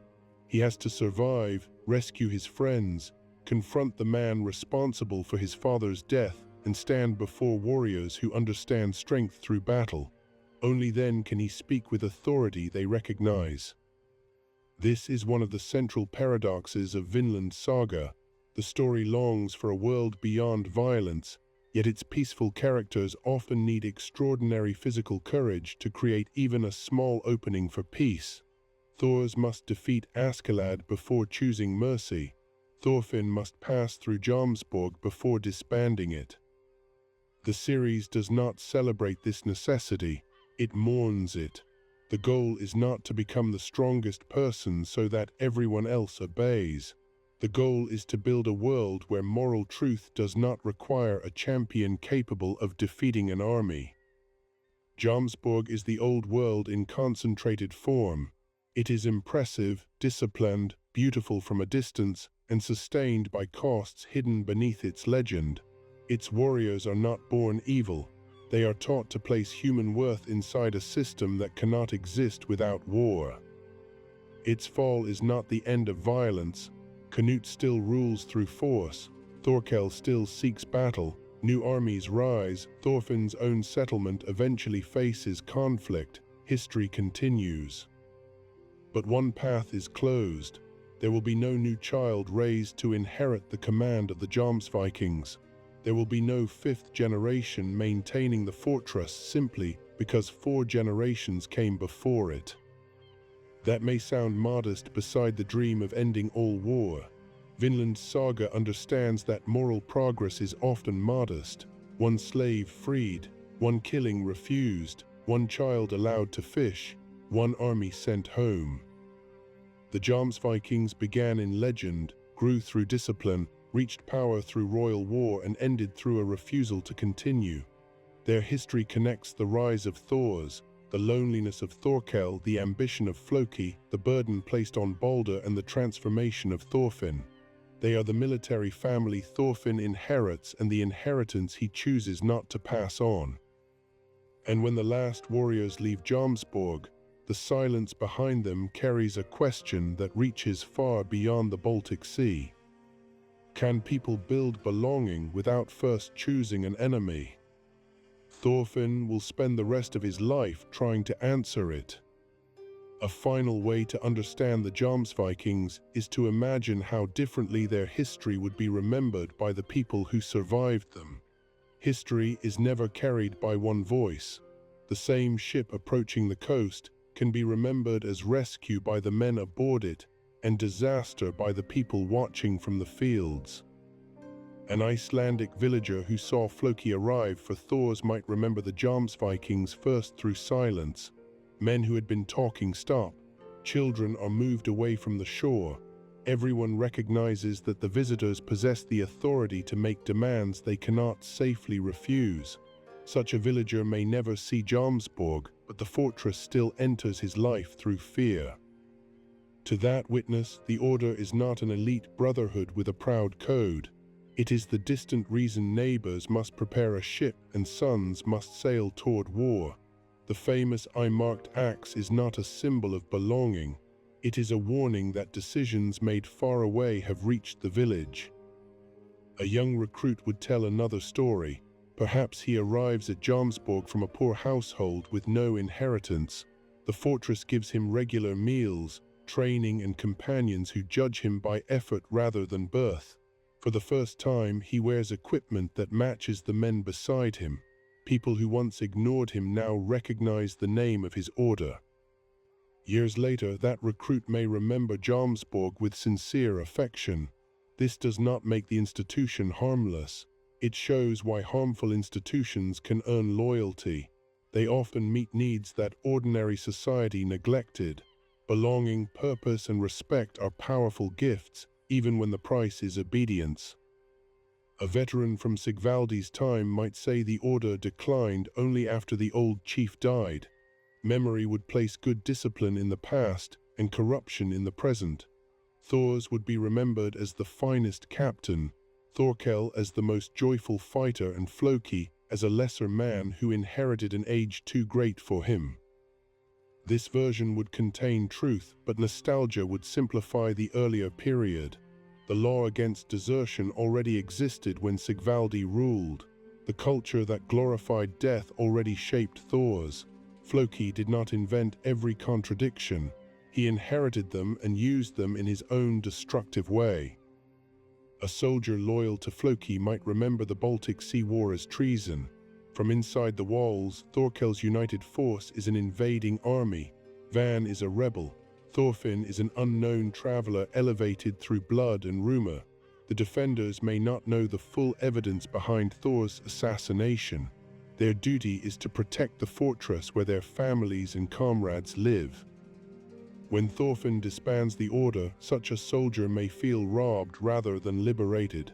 His side has lost, his chief has been exiled, and the victor has destroyed the institution instead of governing it.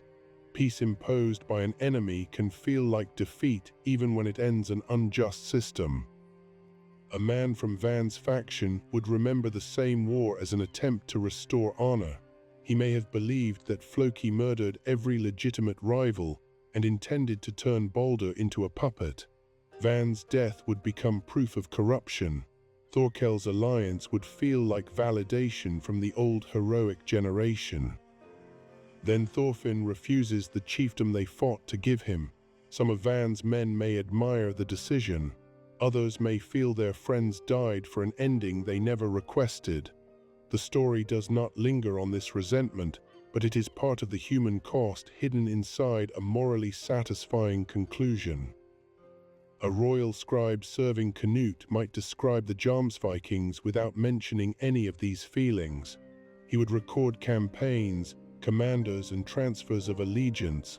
The fortress would appear as a military resource within the growth of Danish power. Its civil war might be reduced to a regional disturbance involving unreliable captains. Royal histories often make independent institutions look smaller once they have been absorbed or removed. A brotherhood that imagined itself central to the northern world becomes one force beneath the reign of a king. Canute's achievements fill the page. The individual Jomsviking disappears into the word army. A farmer from Wendland might judge the order through taxes, trade, and requisitions. If the Jomsvikings protected the region from raiders, their fortress could provide security. If they seized food or ignored local authority, they could resemble the danger they claimed to prevent. The balance might change from year to year.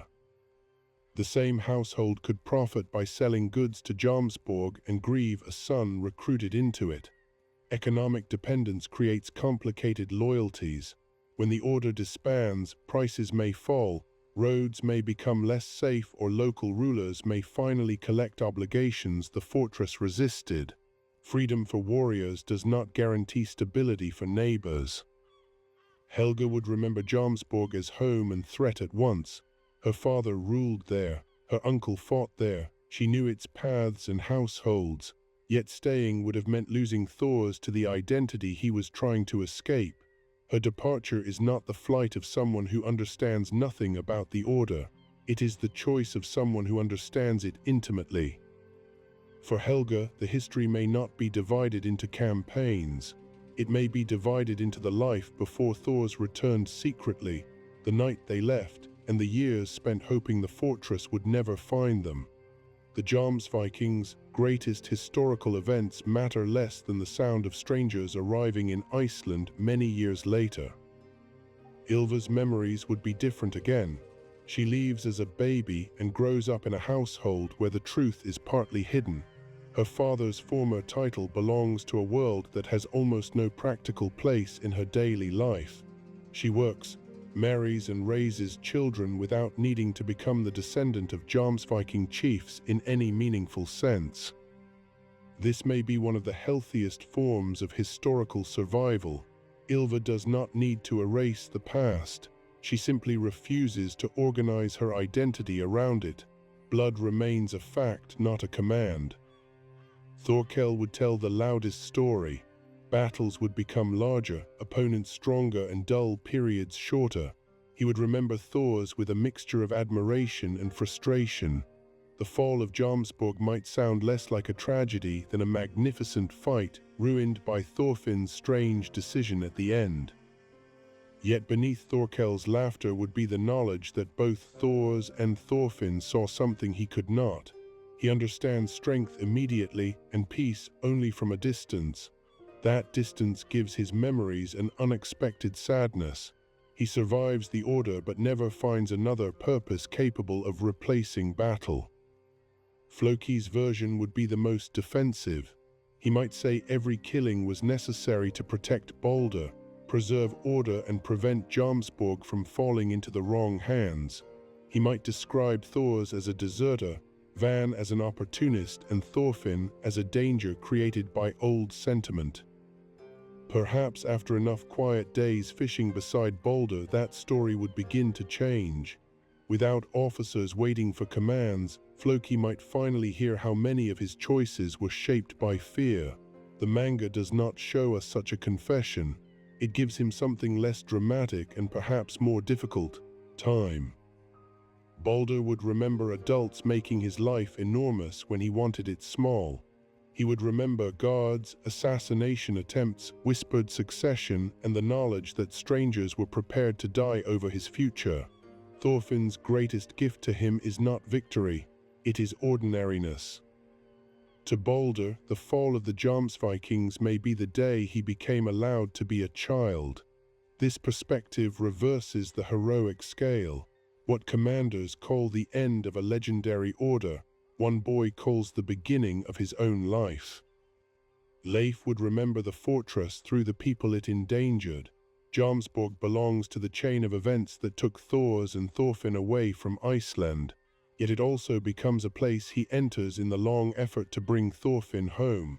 Leif's courage is not expressed through conquest, it is the stubborn courage of continuing to search after sensible people would surrender hope. His memory would connect the end of Jomsborg to the westward dream he has carried for years. The old military route closes, the journey toward Vinland can continue. Thorfinn's version would be quieter than any saga composed in his honor. He does not enjoy remembering the violence that made him important. He might speak about Thors, the people held hostage, and the need to prevent more deaths. He would probably give less attention to his temporary title than later storytellers. This creates a final irony. The man most responsible for ending the Jomsvikings is least interested in becoming the hero of their ending.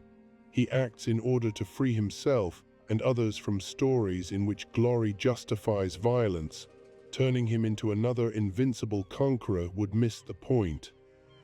The historian trying to combine all these voices would face the same challenge that surrounds the real legends of the Jomsvikings.